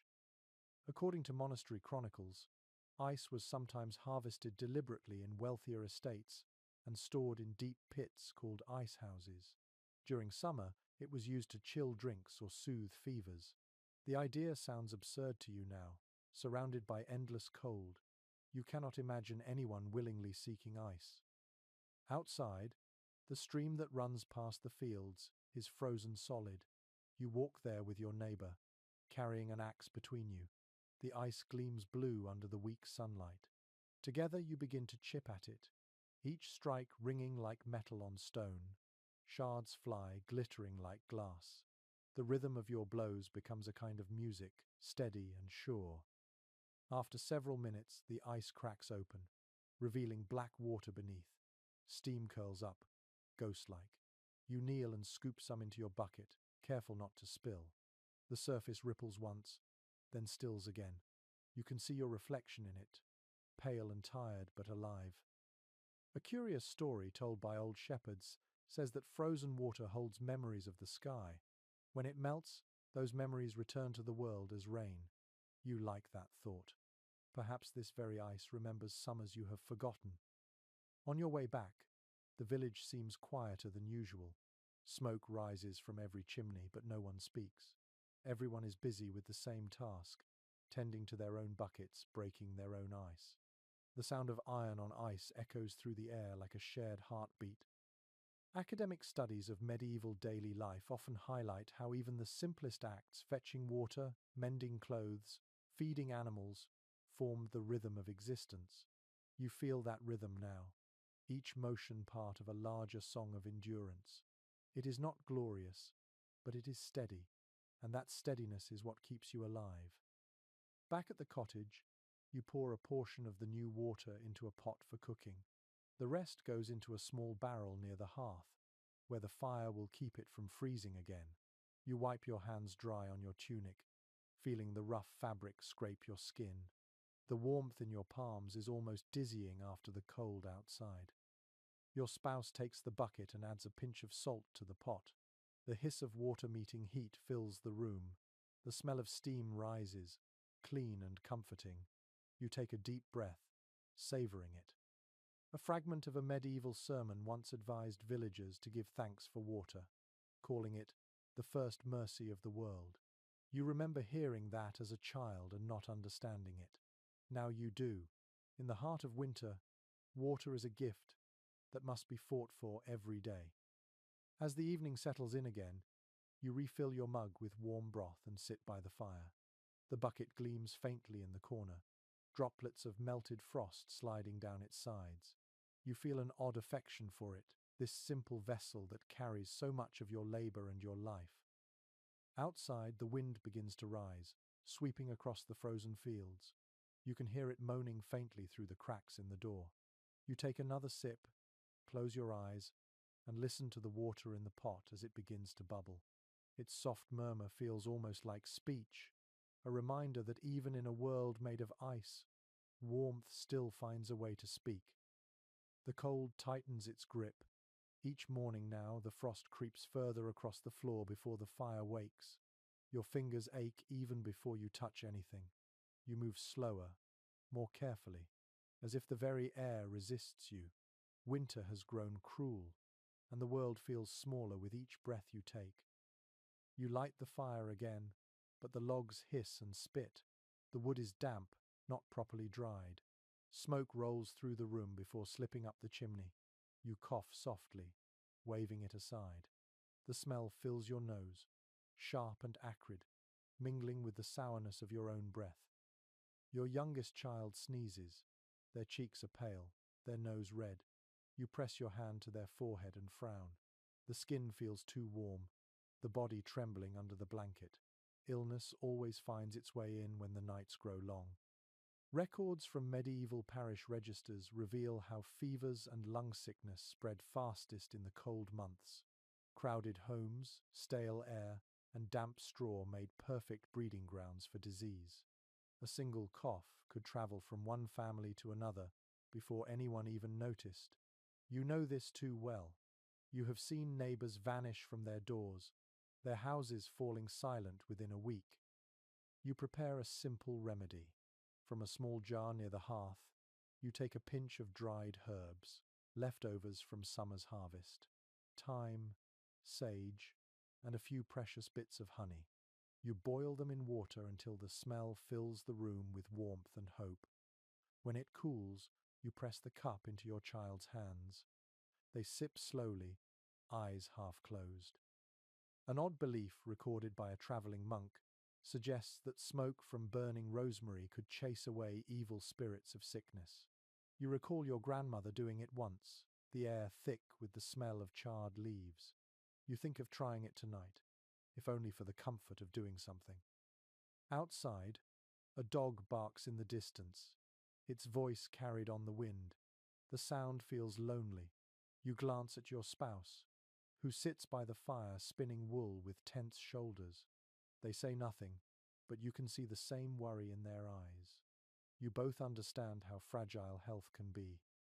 According to fragments of letters between physicians of the time, medieval medicine mixed faith with instinct. A healer might prescribe garlic, honey, or vinegar, but they might also whisper prayers to saints or mark crosses on a patient's chest.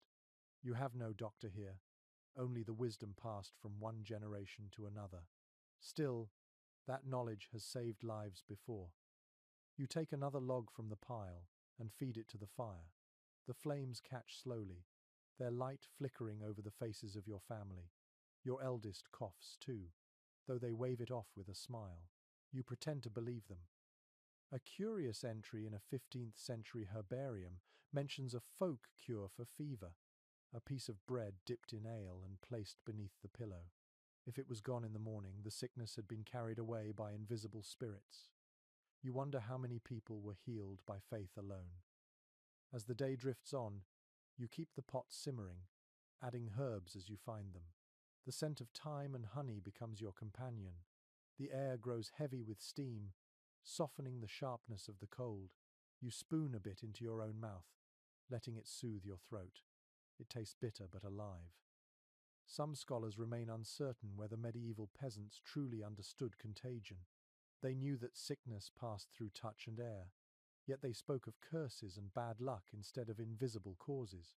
You find it strange to imagine life without knowing the names of your enemies, but perhaps ignorance was its own mercy. Your child sleeps now, their breath slow but steady. You wipe their brow with a damp cloth and whisper a quiet promise that they will see spring. You believe it because you must. The fire crackles again, stronger now. The warmth spreads slowly across the room. You take comfort in the sound, the rhythm of life continuing despite the weight of sickness. A curious superstition still lingers in your village. Never let the fire die completely, or death might enter with the cold. You keep that thought close, feeding the flames through the night even when your eyes ache with exhaustion. Outside, the wind grows louder, whistling against the roof.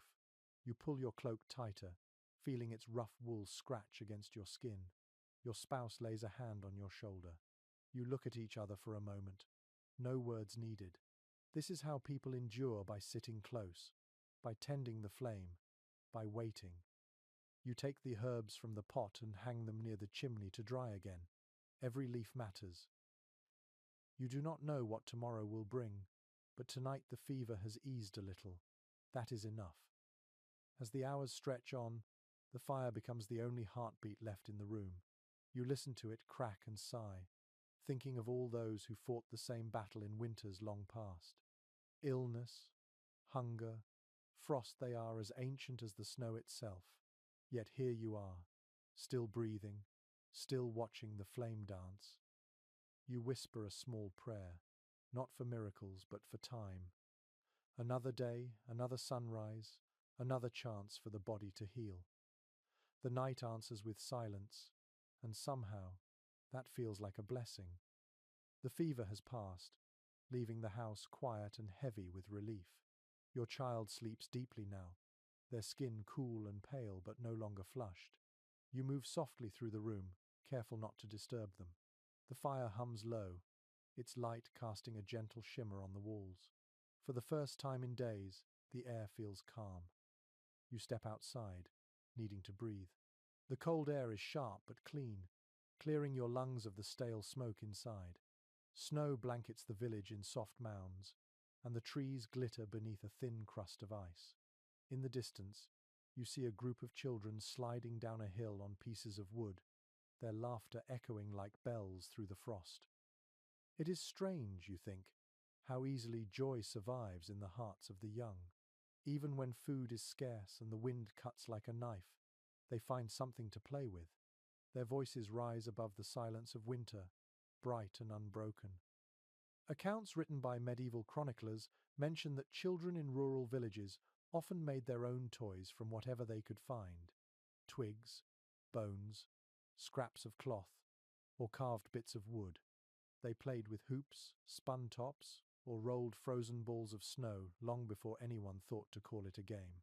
You smile, imagining your own children doing the same later when the chores are done. You watch the sky, a flat sheet of silver above the fields. Somewhere behind it, the sun waits, faint and tired. The air smells faintly of smoke and pine. You take another breath and let it fill your chest. For a moment, the cold feels almost kind. A curious entry from a village ledger notes that during particularly harsh winters, schools were sometimes closed for weeks. The cold froze ink, cracked quills, and made the walls of church schools too cold for writing. Instead, children stayed home to help mend clothes, patch roofs, and keep fires burning. Learning, like everything else, bent to the needs of survival. Inside the cottage, your eldest child is working near the fire, carving a small wooden figure from a scrap of oak. You watch as they chip carefully, tongue pressed between their teeth. The figure is rough but clear, a cow, you think, or maybe a dog. You praise the work, and they grin, cheeks flushed with pride. According to some letters left by monastic teachers, medieval parents encouraged small crafts as lessons in patience and skill. Children learned to shape, to mend, to value the effort behind every object they touched. You see the truth in that, as your child blows wood dust from their hands and looks up at you for approval. You prepare a meal, simple and light: a bit of bread, a thin broth made from yesterday's vegetables, and a slice of cheese. The cheese is hard from the cold, but the taste is sharp and comforting. The children eat quickly, their hunger constant and sincere. You watch them and feel a warmth that has nothing to do with fire. A peculiar folk saying claims that children's laughter kept the frost from creeping through the walls. You are not sure who first said it, but it feels true. Every giggle seems to lift the weight of winter a little, making the room brighter. As evening falls, you sit together, the family close to the hearth. The younger ones play with the wooden cow, marching it across the floor. Your spouse hums quietly, a tune that has no name but has always belonged to your home. The firelight flickers across their face, soft and golden. Scholars who study family life in the Middle Ages often argue about how children were treated. Some claim they were seen as miniature adults, expected to work and suffer alongside their parents. Others believe they were cherished, their innocence guarded as something sacred. Watching your own children now, you think both ideas hold a bit of truth. Work teaches them strength, but love keeps them whole. Outside, the snow begins again, thin flakes drifting in slow spirals. You step to the door and watch them fall, silent and endless. The night smells of smoke and cold iron. Behind you, laughter fills the house again, small voices retelling old stories with new endings.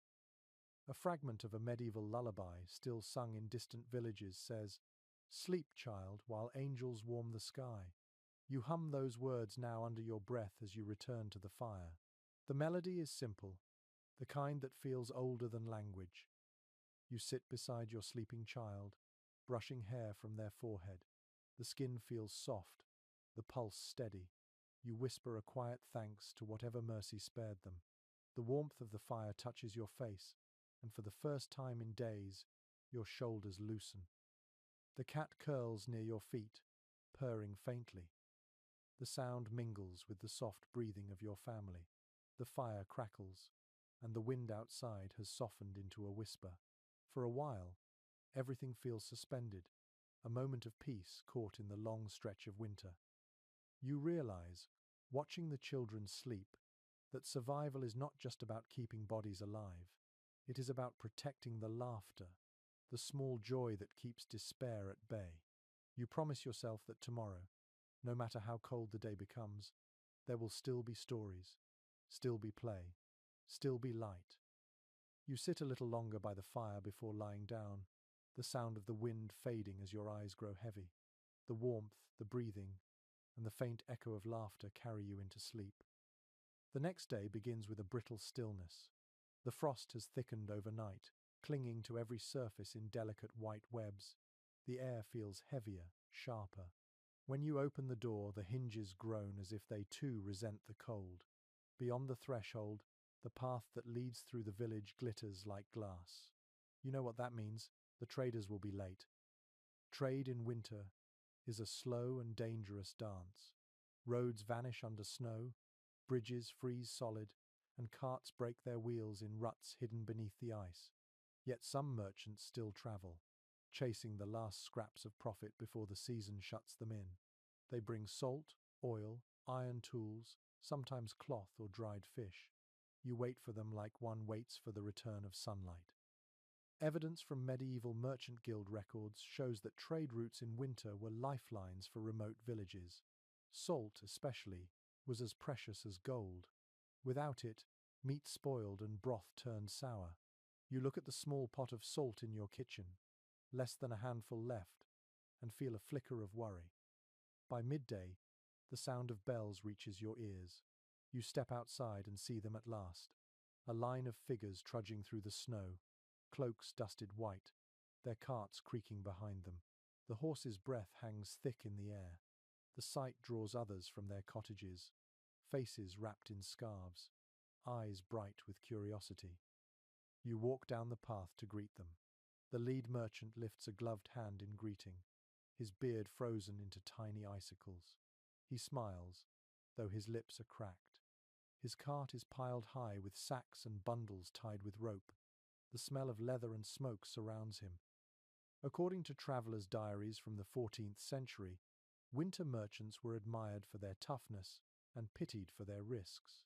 Many never made it home, caught by blizzards or robbed along lonely roads.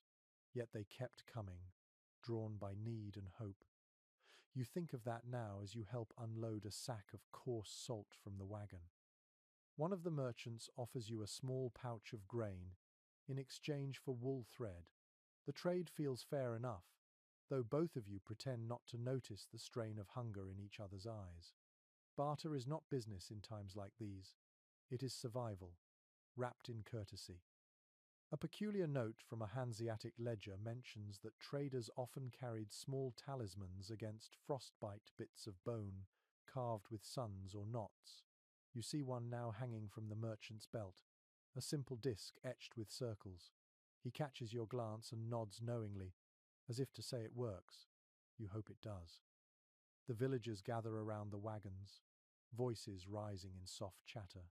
A child tugs at your cloak, pointing at a bundle of furs. The merchant unwraps them, revealing fox and marten, their colours rich even in the dull light. You touch one, surprised at the warmth that still lingers in the pelt. You trade a small carved spoon and a skein of wool for a strip of fur, enough to line a collar. It feels extravagant, almost sinful, yet you think of your children's cold fingers and decide it is worth it. Historical accounts suggest that barter markets like this were social events as much as economic exchanges. News travelled with the traders, tales of distant towns, rumours of wars, strange weather patterns. You listen as one man speaks of a frozen river so wide that entire herds crossed it without sinking. Another claims that fish were found frozen mid-swim near the coast. You do not know if he tells the truth, but the images stir your imagination. Scholars today often argue whether medieval trade brought comfort or inequality to small communities. To you, it seems simple. Without the merchants, winter would swallow villages whole. Each sack of grain, each handful of salt, is a thread tying one world to another. As the afternoon fades, the merchants light a small fire near the edge of the square. The villagers share ale and bread with them, passing mugs around in good cheer. You join in, the taste of the ale warm and sharp on your tongue. For a little while, the cold feels distant, the fire's light shared by all. An old story told by merchants speaks of a saint who guided travellers through snowstorms, her lantern never dimming. They whisper her name before each journey, though none of them can agree which saint she was. You think of her now, watching the glow of their fire reflected in the snow. Perhaps she walks beside them still. When the traders finally pack up to leave, the villagers help push their carts back onto the frozen road. The sky is turning purple, the first stars faint above the trees. The bells on the horses jingle softly, fading as they disappear into the distance. You stand for a moment, listening to the silence that follows. The village seems smaller again without their noise and laughter. You clutch the strip of fur in your hand, its texture soft and strange. It smells faintly of smoke and travel, of places you will never see. Back in your cottage, you hang the fur near the fire to dry. The warmth releases a subtle scent, earthy and wild. You close your eyes and picture the merchant road winding through the night, lined with small fires that mark the endurance of humankind against the cold. You realize then that trade is not just about goods, it is about stories, courage, and connection. The road carries more than wagons, it carries hope, passed from one weary traveller to another, generation after generation. You add another log to the fire and watch the sparks climb upward. Somewhere out there, the traders walk beneath the same stars, their breath mingling with the wind. You whisper a quiet wish for their safety, then pull your cloak tighter, the faint scent of fur reminding you that even in winter, the world still finds ways to touch and sustain itself. The next morning dawns grey and hushed. The storm has passed, but the cold has grown deeper, so sharp it almost hums in the air. You step outside for a moment, and your breath turns to frost that floats away like dust. The world feels brittle, as if a single sound could shatter it. From the hill above the village, you can see two worlds divided by wealth. At the far end, beyond the cluster of small cottages, the manor house rises like a shadow against the snow. Its stone walls gleam faintly in the pale light, and a thin column of smoke drifts lazily from its great chimney. You imagine the fire that must be burning there, tall and bright, its heat filling rooms large enough to echo. In contrast, your own hearth still fights to keep a single room alive. You smile wryly. The fire in a lord's hall may roar louder, but warmth is still warmth, no matter its size. According to estate documents from the early 14th century, the difference between a peasant's winter and a noble's was measured mostly in comfort, not in safety. Both faced the same cold winds, the same frozen fields, the same short days. Yet the wealthy had fur-lined robes, thick stone walls, and servants to tend the flames. The poor had persistence and cleverness. You wonder sometimes which kind of warmth is stronger. Your spouse joins you at the door, squinting toward the manor. The wind carries faint sounds from that distance. Laughter, music, the low rumble of voices. The Lord must be hosting a winter feast. You both listen for a moment, half curious, half detached. The world of the manor feels close enough to see, yet far beyond reach. A peculiar note found in a steward's ledger describes how servants carried trays of spiced wine and roasted meat through the great hall while peasants huddled outside, drawn by the smell. Some received scraps as charity, others only the memory of what they could not have.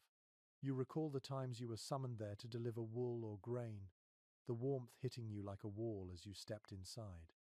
Today, the Lord's generosity reaches the village in the form of a messenger on horseback. He arrives wrapped in fine fur, his boots gleaming, his breath visible as he calls out greetings. He carries a basket of salted meat for the poorest families and a jug of ale for the church. Small gifts, but enough to stir gratitude. The villagers gather to watch, murmuring thanks. You bow your head as he passes, not out of awe, but custom. Scholars often discuss whether feudal generosity came from kindness or from duty. To you, it hardly matters. A gift of food is still food. The salt in the meat will preserve it for weeks. You carry your small share home and hang it by the hearth, feeling its weight with a quiet satisfaction. Inside the manor, the fire must glow golden against carved walls. The Lord's Hall was built for warmth, its hearth wide enough to hold whole logs. Historical records mention that such fires burned day and night, their smoke rising through tall chimneys instead of filling the room. You imagine long tables set with silver cups and bread that never goes stale. You picture the laughter echoing off the stone, the songs sung by musicians with red cheeks and full bellies. An odd anecdote from a traveller's letter tells of lords who placed heated stones at their feet during feasts so that the chill from the floor would never touch them. Even their dogs slept on fur cushions by the fire. You laugh softly at the thought, then glance down at your cat curled near the embers and decide that luxury is not such a distant thing after all.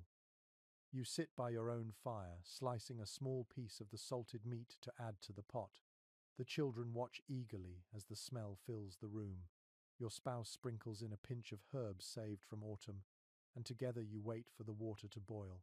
The broth grows rich and dark, and the taste, when you finally sip it, feels like a holiday in itself.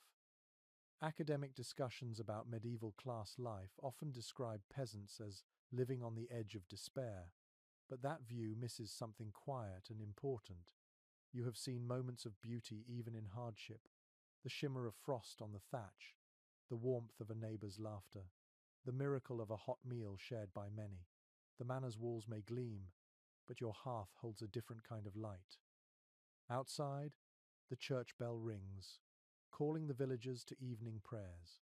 You glance toward the manor one last time. Its windows shine faintly through the dark, but you no longer envy them.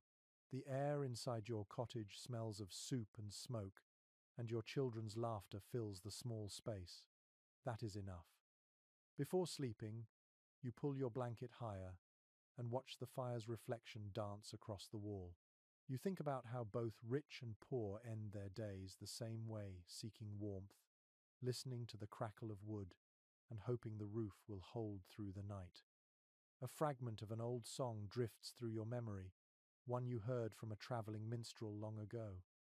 The Lord may feast, the peasant pray, yet both must bow to winter's sway. The tune hums softly in your chest as you close your eyes. In the stillness, you feel something close to peace. The world beyond your door can keep its silver and wine. Here, in the quiet glow of your small fire, you find a richness that even stone halls cannot match. The longest night of winter has arrived, and the village feels suspended in time. The air outside glitters with frost, and the moon hangs low and full over the fields, bright enough to make the snow shine like silver dust. You can feel the hush of anticipation in everything, as if the world itself is waiting for something to happen. Inside the cottage, Your fire burns brighter than usual. You have been saving the best logs for this night, knowing it is when the cold bites deepest. The flames climb eagerly, throwing light into every corner. The air smells of wood, smoke, and a faint sweetness from the pot simmering on the hearth. This night is not only a test of endurance, it is also a celebration. Throughout Europe, peasants marked the turning of the year with feasts, songs, and rituals that blended old beliefs with newer faith. Historical records from church archives describe priests blessing fires at midnight, while villagers danced and drank outside, their laughter echoing through the dark. Your family gathers close, and your spouse ladles stew into wooden bowls. It is thicker than usual, rich with lentils, turnips, and a bit of salted meat. The children eat quickly, their cheeks glowing in the firelight. You raise a cup of ale and whisper a simple toast to the year ahead, to the warmth that has not failed, and to the promise of light returning. An old local custom says that if the fire burns steadily through the night, spring will come early. You plan to keep it alive until dawn, feeding it with the last of your best wood. There is comfort in the crackle of the flames, in the way the light makes the shadows dance. A curious tradition recorded in Scandinavian chronicles mentions the practice of drinking to the ancestors on midwinter night. A cup of ale or mead was poured onto the hearth in remembrance of those who endured winters past. You follow the gesture quietly, tipping a few drops into the fire. The flames hiss, then flare as if in reply. For a brief moment, you imagine unseen faces smiling in the glow. Outside, faint music drifts through the air. You open the door and see a group of villagers walking from house to house, singing in low voices. Their songs are old, the words half forgotten, but their rhythm is familiar and comforting. You wave them in, and soon your small cottage fills with laughter and steam from the fire. A man with a fiddle begins to play. The melody twists and spins, warm and playful. The children clap, the cat bolts under the bed, and even your spouse smiles as they hum along. The sound feels like sunlight in the middle of darkness. Accounts from medieval court records reveal that village festivals often worried the local priests. Too much laughter, too much ale, too much memory of pagan joy. Yet even the church bells could not silence the songs that had survived since before written history. You think of that now, as one of the singers jokes that every flame in every cottage is an offering to the same invisible Sunday. The ale jug passes around, and you take a small sip. It tastes stronger than you remember, spiced with herbs and warmth. Someone shares a story about a man who tried to drink away the cold until he mistook a snowdrift for his bed. Everyone laughs, and for a moment, the winter outside feels far away. The laughter fades gradually into quiet conversation. The music slows, becoming almost like a lullaby. You find yourself staring into the fire again, the orange light flickering across your hands. The warmth feels alive, steady, and kind. A peculiar belief noted in an old herbal compendium suggests that midwinter flames have healing powers if stared at long enough. The author claimed that fire in the dark restores the strength of the spirit. You do not know if that is true, but it feels true tonight. Your guests begin to leave, wrapping their cloaks tightly. You stand in the doorway as they disappear into the snow, their voices fading into the distance. The air outside is cold enough to sting your teeth. The moon has climbed higher, casting long silver shadows across the fields. You stay there for a moment, listening. The village is alive with quiet celebration, distant songs, the occasional bark of a dog, the echo of laughter carried by the wind. It feels like every heart is beating together, holding back the dark for one more night. Inside, the fire continues to burn. You sit near it again, wrapping your hands around a mug of ale. The children are already asleep, their faces peaceful. Your spouse hums softly as they clear the bowls. You look into the fire until your eyes sting, the shapes shifting and shimmering like memories. Scholars still debate how much of these winter festivals was superstition and how much was faith. To you, it makes no difference. What matters is the warmth, the gathering, the reminder that even in the darkest time of year, people still choose to light fires and sing. You stretch out beside the hearth, the sound of the wind fading behind you. The flames have softened to a steady glow, like the heartbeat of the earth itself. You whisper a final wish into the quiet, that the fire will greet the sunrise still burning, proof that life, once lit, refuses to fade. The glow from the midwinter fire lingers in your memory long after dawn returns. A pale light fills the cottage now, quiet and gentle. The air smells faintly of smoke and spent ale. You stretch your hands before the hearth, the warmth sinking into your skin. Outside, the snow has fallen again, soft and endless, covering all traces of last night's laughter. You stir the ashes, letting the embers breathe once more. Tiny sparks leap upward like stars before fading into grey. The house feels still, too still, as if waiting for sound to return. The children sleep longer today, worn out from celebration. Your spouse sits beside you, spinning thread, their motions slow but sure. In every winter, there comes a strange morning when joy feels fragile, when silence returns heavier than before. This is that morning. You glance toward the window and see your reflection faintly in the stretched skin that serves as glass. The image trembles in the cold air, pale and thoughtful. Superstitions thrive in this season. In almost every village, people whisper about things best left unnamed, spirits that wander at night, sounds in the wind, and the old shapes of winter mischief that never fully died out. Monks tried to stamp them out, but some memories resist forgetting. Written notes from medieval sermons reveal how priests warned their flock against foolish customs of the dark season. They spoke of witches who danced on frozen hills and ghosts who followed travelers home. Yet the same priests lit candles on the same nights, perhaps not fully free of the same fear. You remember what your grandmother once told you. Her voice, low as a storm outside, rattled the shutters. She said that the frost itself had a spirit, a pale woman who walked between houses searching for warmth. If she found a hearth gone dark, she would slip inside and breathe on those who slept, turning them to ice. As a child, you believed her without question. An odd detail preserved in a Scandinavian manuscript tells of villagers hanging small bits of bread above the hearth to appease this frost spirit. You find yourself smiling at the memory. You never saw such a creature, but you still check the fire before bed, just in case.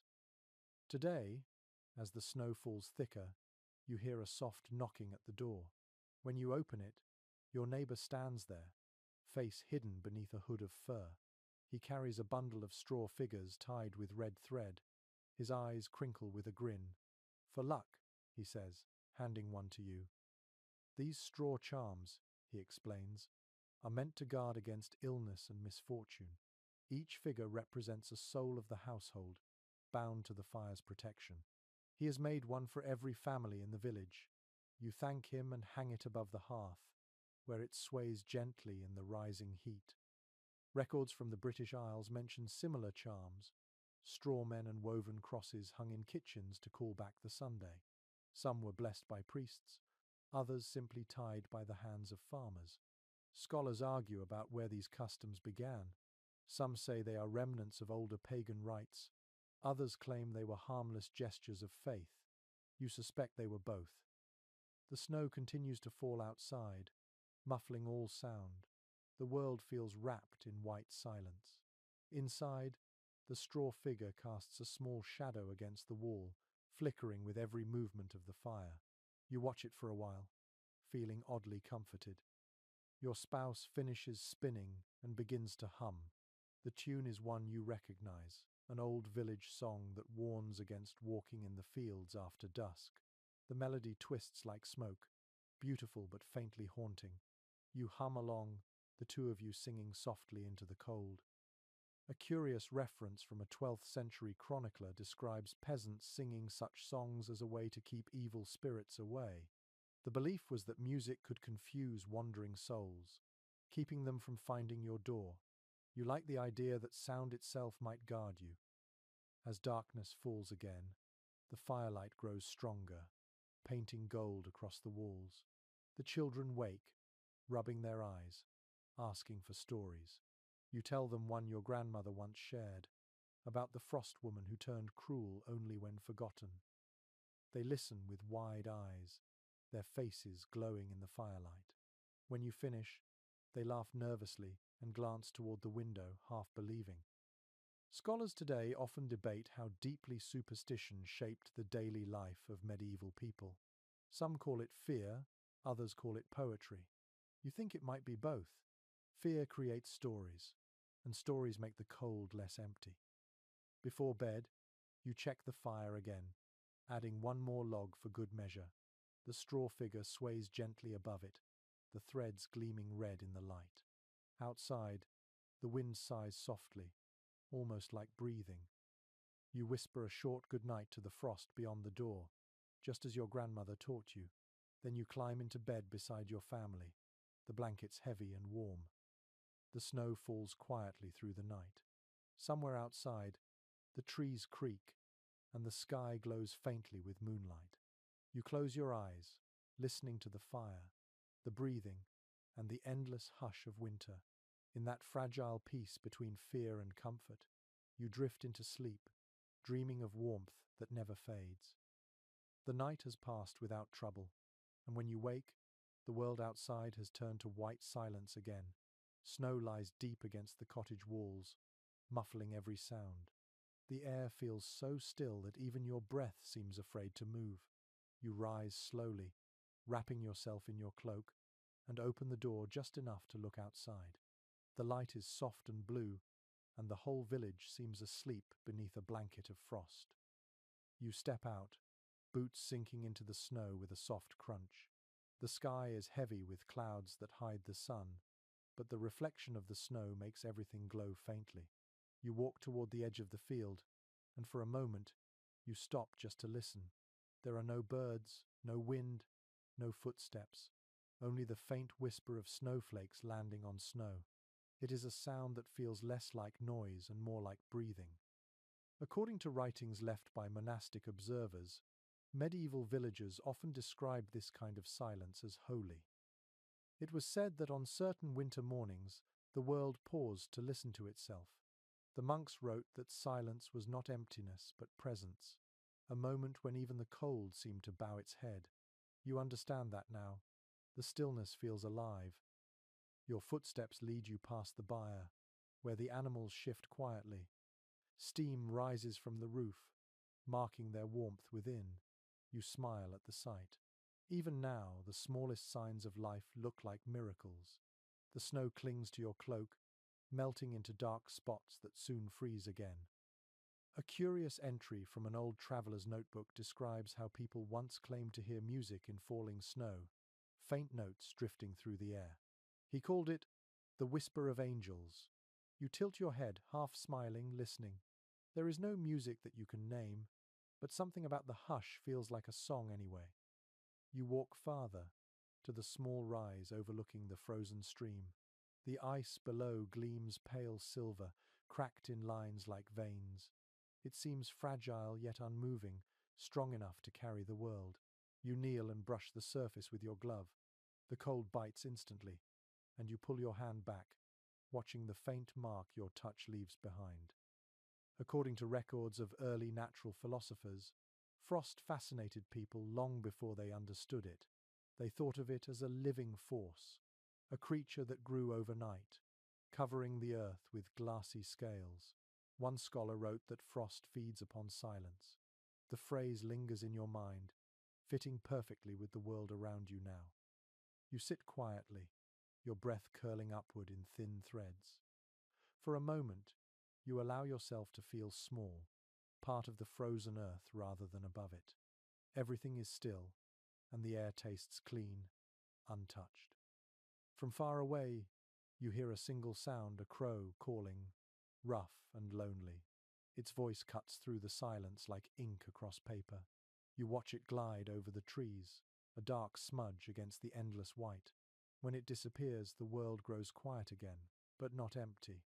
The stillness feels full of hidden life. A curious passage in a medieval weather chronicle tells of peasants who believed snow carried secrets from heaven. Each flake, they said, was a letter that vanished before it could be read. You think about that now, holding out your hand to catch a few falling flakes. They melt instantly against your skin, leaving nothing but cold and memory. You turn back toward the village. Smoke curls upward from a few chimneys, pale against the grey sky. Somewhere, a door opens, and the faint sound of a cough drifts across the distance. The living world is stirring again. You walk slowly, enjoying the quiet before the noise of chores begins. Scholars today still puzzle over how medieval people balanced hardship with beauty. So many days were spent in struggle, yet they wrote of wonder constantly. You think perhaps it was the silence that taught them. When everything else is stripped away, what remains is the small grace of being alive in the midst of it all. Back inside your cottage, the warmth feels almost startling. The fire crackles, and the scent of smoke wraps around you like a blanket. Your spouse looks up from stirring a pot, their face calm and bright in the glow.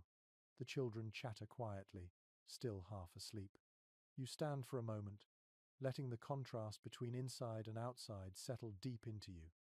You pour yourself a small cup of warm ale and sit by the window. The world beyond the thin skin pane still glows pale and distant. You can almost see the air move in slow waves, like breath across a sleeping body. An ancient fragment of poetry, copied in a monk's hand, describes this very moment. The world breathes white, and man is small within it. Yet he breathes also, and thus the world endures. You whisper those words softly to yourself, not as a prayer but as a reminder. The children run outside after breakfast, their laughter piercing the calm. Their boots stamp fresh prints into the untouched snow, erasing the stillness but replacing it with life. You watch them and smile. The song of silence has ended for now, replaced by the brighter melody of living voices. You realize, watching them, that survival is not only about keeping warm, it is also about seeing beauty in the quiet moments, about listening to the hush and finding peace within it. Even in the coldest season, the world still speaks, sometimes loudly, sometimes softly, but always to those willing to listen. You turn back to the fire, feeling its warmth climb into your hands again. Outside, the snow continues to fall, silent and steady. You breathe in the scent of wood and wool, and the cottage hums softly around you. The silence you carry from the field stays in your chest, gentle and bright, like the glow of the fire that will see you through another night. The silence of the snow gives way to the rhythm of work again. After days of stillness, your hands itch for something to do. The fire is steady, the animals fed, but the tools that rest along the wall remind you that even in the dead of winter there is preparation to be done. You rise early, the sky outside a dull pearl grey. The frost that covers the window turns the light soft and milky. You touch the iron latch of the chest near the hearth, lifting its lid to reveal the tools of your trade. The smell of oiled wood and rusted metal fills the air. Inside lie the plough blades, spades, and the handles that have survived another year. You take each one out carefully, running your fingers over the worn edges. Records from medieval manor accounts show that winter was a time for repair and readiness. When fields froze solid, the farmer became a craftsman. Tools were sharpened, handles replaced, and ropes twisted anew. Every blade honed in January meant an easier harvest come summer. You think about that as you set your grindstone near the light and begin to turn it slowly. The scrape of iron fills the room, bright and sharp against the hush. Sparks leap briefly, glowing before they vanish into air. Your hands grow warm from the effort, and you can feel the weight of time in each movement. The blade hums faintly, alive again after months of rest. A curious passage from a craftsman's diary speaks of men who swore they could hear their tools speak while sharpening them, as if the metal remembered the soil it once cut. You understand the sentiment. As the edge catches the light, you imagine the plough slicing through thawed earth, the smell of soil rising like a promise. Your spouse sits nearby, mending a harness with careful stitches. The children help by sorting small nails and scraps of leather, their fingers nimble despite the cold. The work becomes a quiet symphony. The hiss of metal, the soft rip of thread, the creak of wood. According to guild manuals from the 15th century, winter craftsmanship was not simply maintenance but an act of reverence. A well-kept tool was said to carry luck into the next planting. You think of that now as you oil the handle of your axe, the scent of linseed rising like warmth itself. The fire pops behind you, and a log collapses inward. You pause to add another, the smoke curling upward in lazy shapes. For a moment, you let the glow of the fire reflect on the sharpened blade in your hand. The contrast between light and steel is strangely comforting. An old superstition claims that dull tools bring dull luck. Farmers in your region once left their blades outside under the moon to drink in strength. You never tried it, though your father swore it worked. You still remember him standing in the frost, holding a sickle toward the sky as if it could gather light. You smile at the memory, feeling the quiet ache of nostalgia. As the day passes, you move from one tool to another, your motions steady and patient. The world outside might be frozen, but inside your hands the work feels alive. The sound of the grindstone becomes the heartbeat of the house, slow and sure. Scholars of rural life often point out how winter gave peasants their only time to think. With no fields to till, minds wandered as hands worked. You find your own thoughts drifting now, to the coming thaw, to the smell of rain, to the sound of streams running wild again. The thought fills you with a soft, aching hope. Your eldest child watches as you bind the handle of a spade with new leather. They ask why you bother, when the ground is still hard as stone. You smile and tell them that spring always comes, and when it does, those who are ready will waste no day waiting. They nod slowly, as if this is a lesson about more than just tools. Later, you step outside, carrying the sharpened plowshare into the pale light. The cold air hits your face, fresh and raw. You hold the blade up to the sky, watching it catch the faint glow of the sun behind the clouds. For a moment, it looks almost golden. A fragment of an old farming song comes to mind. Sharpen the blade while the ground sleeps still, and it will cut twice when the spring wakes. You hum the tune softly, letting it warm your breath. The words taste of faith in things unseen. Back inside, your spouse finishes sewing the harness and holds it up for inspection. The stitches gleam tight and even. You nod approvingly. The children clap, proud of their work. You hang the tools neatly by the door, their edges shining in the firelight like small suns waiting to rise. The evening settles gently. The room smells of oil, smoke, and worn leather. You sit beside the fire with tired hands and a calm heart. The grindstone rests silent now, its surface cool and grey. The tools gleam softly against the wall, ready for the world that sleeps beneath the snow. Scholars sometimes say that winter was the farmer's pause, but you know better. It is not a pause. It is a deep breath, a moment of quiet creation before the labor begins again. You feel it in your bones, that slow gathering of strength. You stretch your fingers toward the fire, feeling warmth sink deep into your palms. Tomorrow, you will sharpen the scythe and mend the fence rope. For now, you listen to the soft hiss of the fire, the steady breathing of your family, and the quiet hum of the tools that wait like loyal companions for the return of the Sunday. Morning arrives pale and quiet. The air feels heavier now, as if the cold has thickened into something solid. You rise and stoke the fire, watching the flames struggle before they finally catch. The smoke curls upward, filling the cottage with its familiar, comforting scent. You breathe it in deeply, then glance at the stack of wood by the wall. It has grown smaller. Winter is not finished with you yet. The children still sleep, bundled tightly under their blankets. You step outside, the door creaking softly behind you, and look toward the village road. The world is wrapped in fog. The trees stand motionless, their branches weighted with frost.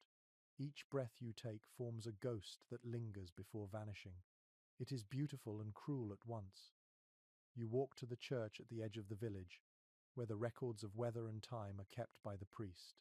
The wooden door groans as you push it open, and a rush of cold air follows you inside. The church smells of wax, old stone, and a faint trace of incense. The priest sits at his desk, bent over a thick book, his quill scratching slowly. According to these old records, winters have always been unpredictable. Some are short and mild, others stretch for months without mercy. You glance over the parchment and see drawings of frost patterns, dates of great freezes, and notes on strange occurrences. A river frozen hard enough to walk across, a summer snow in the year of famine, a night when the stars were said to burn red. A curious entry catches your eye. It tells of a winter so cold that even the sea froze near the coast, trapping ships in ice. Fishermen lit fires on the frozen waves to keep from freezing themselves. You imagine the sight of flames burning on water, and the image stays with you, eerie and magnificent. The priest looks up and smiles wearily. He says that each year he adds another page, though the stories rarely change. Cold, hunger, sickness, prayer. It is always the same pattern, the same rhythm of endurance. You nod, knowing that truth too well. Outside the church, a group of children are gathering snow into small piles. Their laughter cuts through the stillness, a sound so bright it startles the crows from the trees. You watch them a moment, smiling despite yourself. They are making small figures, crude and lopsided, decorating them with twigs and bits of cloth. Their joy feels like defiance against the frozen world. Scholars studying these chronicles often speak of how villagers marked time through such stories, not calendars. Seasons were counted by memory. The year of the great frost, the year the river froze, the year the firewood ran out. Every entry in the priest's book is a reminder that people have always measured life not by comfort, but by what they survived. You return home carrying that thought like a small flame in your chest. The fog has thickened now, turning the world into shades of white and grey. You can barely see the next cottage, only faint outlines in the mist. The snow muffles your footsteps, and the silence feels immense. Back inside, your spouse has placed a pot of porridge over the fire. The smell of oats fills the room. The children are awake now, their faces rosy with warmth. You tell them about the frozen sea, and they listen with wide eyes. The youngest asks if people could skate across it. You laugh softly and say perhaps they could. According to travelers' accounts from those times, entire festivals were held on frozen rivers. Merchants set up stalls, musicians played, and people danced upon the ice as if winter itself were a floor for celebration. You can almost see it in your mind, the lights, the laughter, the sound of skates cutting smooth arcs into glass. A peculiar report from the same records mentions a night when the aurora filled the sky, turning it green and violet. People thought it was a sign from heaven, either warning or blessing. The priest wrote that the villagers prayed all night while children pointed and laughed at the colors. The idea makes you smile. Fear and wonder often share the same sky. Your spouse hands you a bowl, and you eat slowly, savoring the warmth that spreads through your body. You can hear the wind outside again, soft but persistent, brushing against the walls. The straw figure above the hearth sways slightly, its red thread glinting. Later, you take out an old parchment scrap from a chest, a letter written long ago by a merchant who once stayed in the village. His handwriting is uneven but lively. He wrote of that same frozen river, of men skating with torches in their hands, their reflections glowing in the ice. He said it was the most beautiful thing he had ever seen. You keep that letter because it reminds you that even in hardship, beauty finds a way. Scholars still discuss whether the so-called Little Ice Age truly changed the course of human history. Some claim it reshaped economies and faith itself. Others believe it merely tested what was already fragile. To you, such questions feel distant. What matters is that you have fire, food, and the memory of warmth. As evening falls, you sit by the fire again, your family close beside you. The priest's tales and the merchant's letter blend in your thoughts. The world has frozen before, and yet here you are, still breathing, still tending flame. The snow outside thickens again, swirling softly against the door. You realize that the chronicles, the letters, the stories all are just ways of saying the same thing. People have always found a reason to continue. Whether it is a song, a prayer, or a fire on the ice, life keeps moving forward, quietly, patiently, until the thaw returns. You lean closer to the hearth, watching the sparks rise and fade. Each one seems like a small record of your own, a fleeting entry in the long history of survival. You whisper to yourself that tomorrow you will write something too, even if it is only a line. The fire burned. We endured. The snow has thinned at last. Not gone, but softened, its hard edges melting into slush beneath the faint light of morning. You can smell damp earth again, that rich scent of soil waking after long silence. It is faint, but it fills your chest like hope. You step outside, and the air feels different. It still bites, yet not with cruelty. Somewhere beneath your boots, water trickles, shy and secret. The sound is like a whisper from the hidden streams returning to life. You close your eyes for a moment, letting the faint sunlight touch your face. Life begins to stir around the village. You hear a door open, the creak of a cartwheel, the murmur of neighbors greeting one another. After so many weeks of isolation, the sound of voices feels new and strange. You wave to old Thomas, who is dragging a broken fence post toward his yard. He grins and calls out that spring will come early this year. You decide to believe him. Inside, the cottage feels lighter too. The smoke that once hung low now drifts lazily toward the chimney. The air no longer carries the heavy scent of damp straw and sweat. You open the door wider to let in the breeze, and it feels as if the whole house breathes with you. Your spouse hums as they fold a pile of mended clothes. The children are playing near the hearth, their laughter soft and familiar. For the first time in months, you do not hear coughing. You notice color returning to their faces. The sight fills you with quiet gratitude. Records from local parish letters mention how even the smallest change in season lifted spirits in winter-worn villages.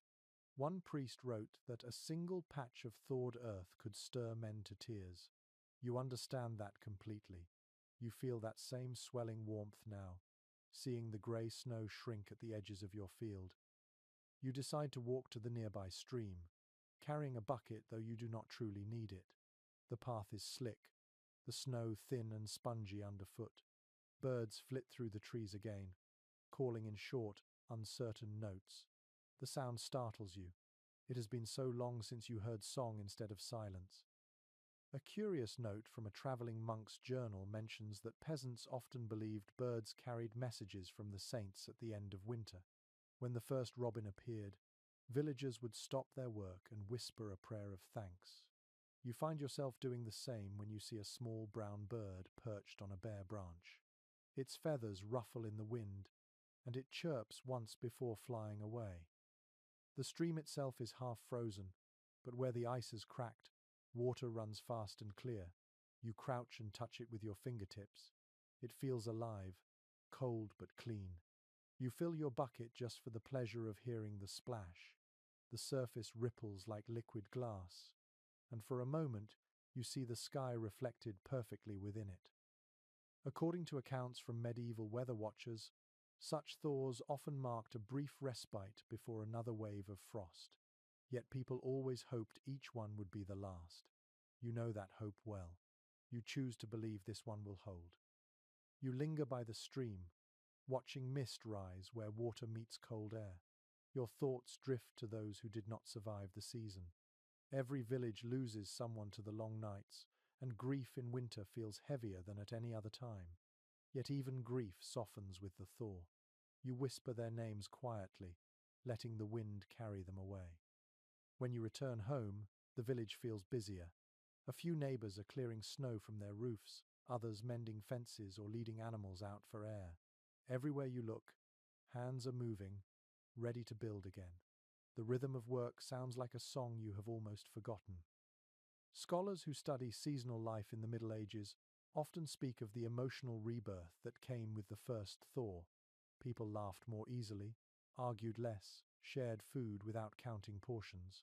You see it now in the way Thomas helps a widow fix her gate, in the way two children chase each other across the wet ground, splashing in melted snow as if it was summer rain. Inside your home, the fire burns lower, but you do not mind. The air carries its own gentle warmth. Your spouse has placed a vase on the table, filled with dry twigs and one tiny sprig of green. You do not know how it found life in this weather, but it glows faintly in the light from the window.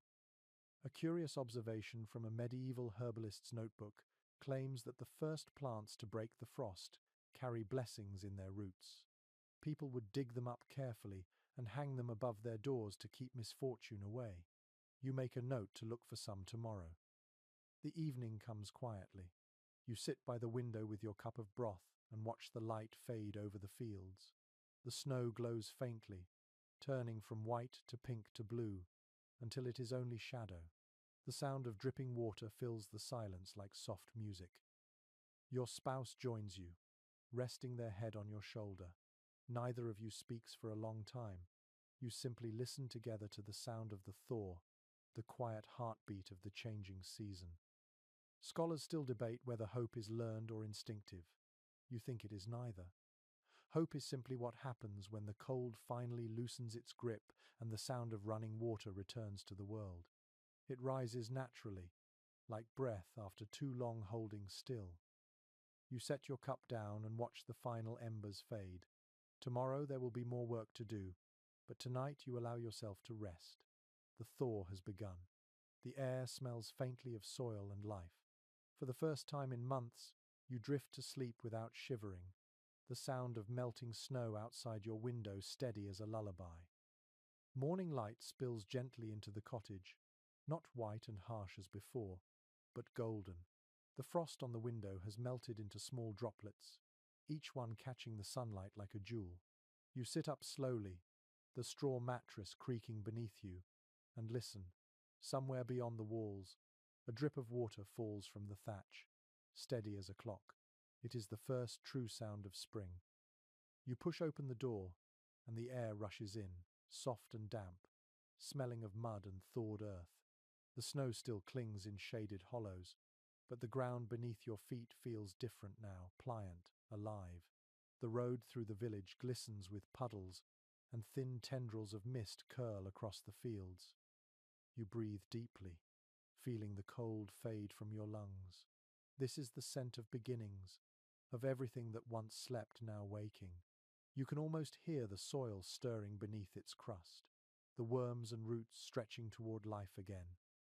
According to manorial planting records, this moment was the most sacred of the farming year.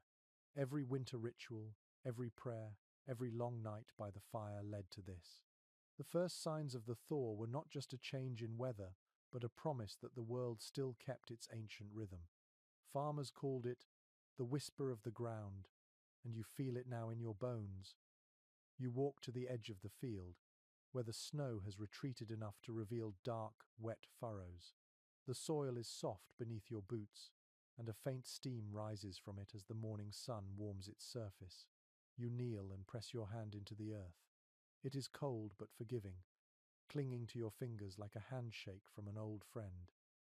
A curious account from a 14th century agrarian diary describes how villagers would touch the soil to their lips at the first thaw, believing it brought good fortune. You decide to try it, tasting the faint bitterness of iron and salt. It feels like a small prayer. Behind you, the village stirs to life.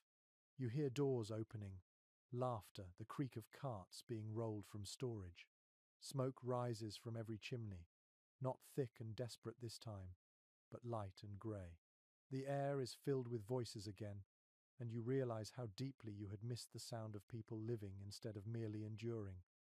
Your neighbor calls out a greeting as he leads his oxen toward the road. He waves a gloved hand and says the ground will be ready soon for ploughing. His voice carries a hint of joy. The oxen snort steam into the air, their coats gleaming with a thin sheen of melted frost. You wave back, sharing his smile. According to chronicles written by rural clerks, this season of awakening often began with gatherings of the entire village. People repaired fences, cleared ditches, and rebuilt whatever winter had broken. You see that pattern forming already. Children run between houses with armfuls of straw, women sweep the thresholds, and men test their tools in the warming air. You return home to find your spouse laying fresh rushes on the floor, the scent of green reeds replacing the musty smell of old straw. The cat stretches in a beam of sunlight, lazily swatting at a fly that has wandered in through the open door. The world inside feels lighter, as if it too has taken a deep breath. An old belief, written in a parish songbook, said that sunlight at the thaw could heal melancholy. It was called God's gentle fire. You close your eyes for a moment, letting the warmth touch your face, and you understand why someone might think so. The children burst in, breathless and laughing, holding small treasures they have found outside, a half-frozen flower, a feather, a pebble smoothed by the stream. They spread them on the table as if presenting gifts. You praise each one, though you know the true gift is their laughter echoing through the house again. As afternoon fades, you walk once more to the field. The light has softened into amber, and the last of the snow glows faintly before it disappears. You stand still, listening to the water running beneath the soil, the quiet hum of rebirth. Scholars of medieval life often describe spring as a rebirth not only of the land but of faith itself. After months of silence, the thaw returned people to prayer, not out of fear but gratitude. You feel that same impulse now, though no words come. You simply bow your head, letting the warmth of the sun settle into you. Your spouse joins you, their hand finding yours. Together you watch the sky fade from gold to grey, the world around you wet and shining, alive once more. You do not speak. There is nothing to say that could improve the moment. When you return home, the air inside feels gentler, the fire small but steady. You eat your evening meal slowly, savouring every bite. The stew tastes richer than usual, though you know it is made of the same humble things. Perhaps hunger tastes different when paired with hope. Before sleep, you step outside again.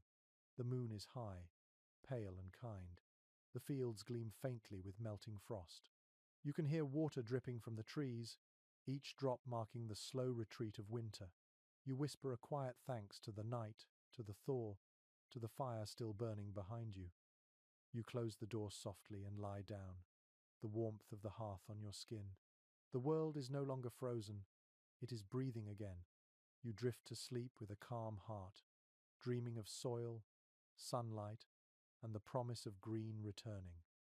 The days have grown longer now. Each morning the light slips in earlier through the small window, and the air feels soft enough to breathe without pain. You wake to the sound of dripping water and the smell of damp earth.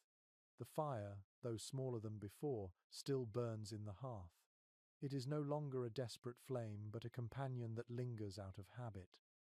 You rise slowly, stretching the stiffness from your limbs, and look outside. The snow is gone from most of the fields, leaving behind streaks of brown and green.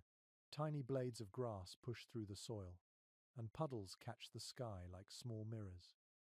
You can hear birds again, real song this time, not the wind's lonely mimicry.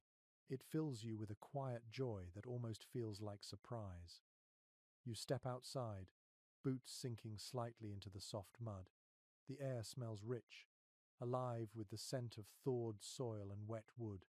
In the distance, smoke curls gently from the cottages, rising straight upward without the wild bends of winter wind. The sky itself feels larger. According to notes left in an old farming calendar, this was the moment every medieval farmer waited for, the time to test the plough, to walk the field, to feel the promise of life returning beneath their feet. The earth, still cold, needed gentleness. You walk its edges carefully, dragging a stick along the furrows as if tracing old scars. The soil gives way, soft and forgiving. Your neighbour waves from across the lane, his oxen grazing on a patch of green. He calls out that it will be planting season soon, and you nod, smiling. The sound of his voice carries easily now that the air has softened. There is laughter again in the world, light and unforced. You return home to find your spouse kneeling by the hearth, cleaning the ashes. The children are outside, chasing each other through puddles, their boots splashing, their laughter spilling through the door. The cat, lazy as ever, dozes near the window, content in the warmth of the Sunday. You sit down at the table and watch the fire for a moment. The logs have burned low, but the embers glow steady and bright. You realize how much of your life has revolved around this small patch of flame.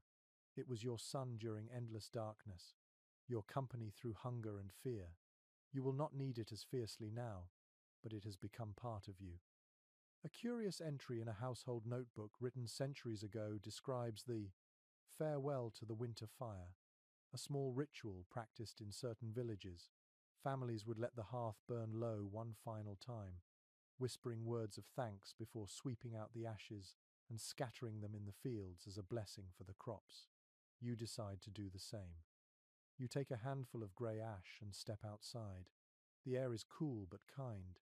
You scatter the ashes across the soil, watching them drift and settle among the damp furrows. The smoke of the past months joins the earth again, feeding what will soon grow. It feels like a circle closing. Scholars often debate whether medieval farmers understood cycles of renewal as science or faith. You think the two were never truly separate. The world turns, things die and are reborn, and you live inside that rhythm, whether or not you name it. You return to the house, wiping your hands on your cloak. Your spouse is humming again, a tune that sounds brighter now, faster, like running water. You join softly on the last few notes. It feels good to sing without the heaviness of breath that winter brought. As evening falls, the last of the sunlight paints the sky pink and gold. The children are still playing, their clothes soaked and muddy, but you cannot bring yourself to scold them. You remember your own childhood winters, the same games, the same laughter when the thaw finally came. Generations change, but some joys stay the same. You sit outside for a while, listening to the frogs calling from the pond, the sound of life returning to every corner of the land. The stars begin to appear one by one, bright and clear. You feel neither lonely nor cold. The night air, once a threat, now feels like a promise. It has been a long journey from that first frozen dawn to this tender spring evening. You think of the hardships, the hunger, the sickness, the fear, and yet they all blur into something distant now, softened by survival. You have endured. You glance back at the cottage. Its small light glows through the window, steady and warm. Inside are the sounds of your world. Laughter, soft voices, the clink of a spoon in a bowl. You step through the doorway one last time for the night, carrying the smell of thawed air with you. The fire sighs quietly, its glow wrapping the room in amber light. You sit beside it, closing your eyes, and let the warmth soak through you. Outside, the wind has turned gentle, whispering through the thatch like a song. The long winter has ended. Now the earth sleeps lighter, and so do you. The fire burns lower, soft and slow. The room is dim now, filled with the faint scent of smoke and wool. You breathe deeply, letting the quiet fill you. The long winter is behind you, but its rhythm still hums softly in your chest, the crackle of wood, the sound of water thawing, the whisper of wind against old walls. You feel the weight of the blanket on your body, the stillness of the night settling around you. The world outside is calm again, a slow pulse of life under the soil. The fields wait in silence, the stars glimmer faintly through the mist. You imagine the warmth of the fire reaching out beyond the cottage, drifting into the cold air until it fades into the quiet sky. Let your breath slow. Let the last traces of frost melt away. The hardest part has passed. All that remains now is rest, warmth, and the steady heartbeat of a world renewed. You close your eyes and let yourself drift with the fire's glow, carried by the gentle hush that follows every winter. Sweet dreams.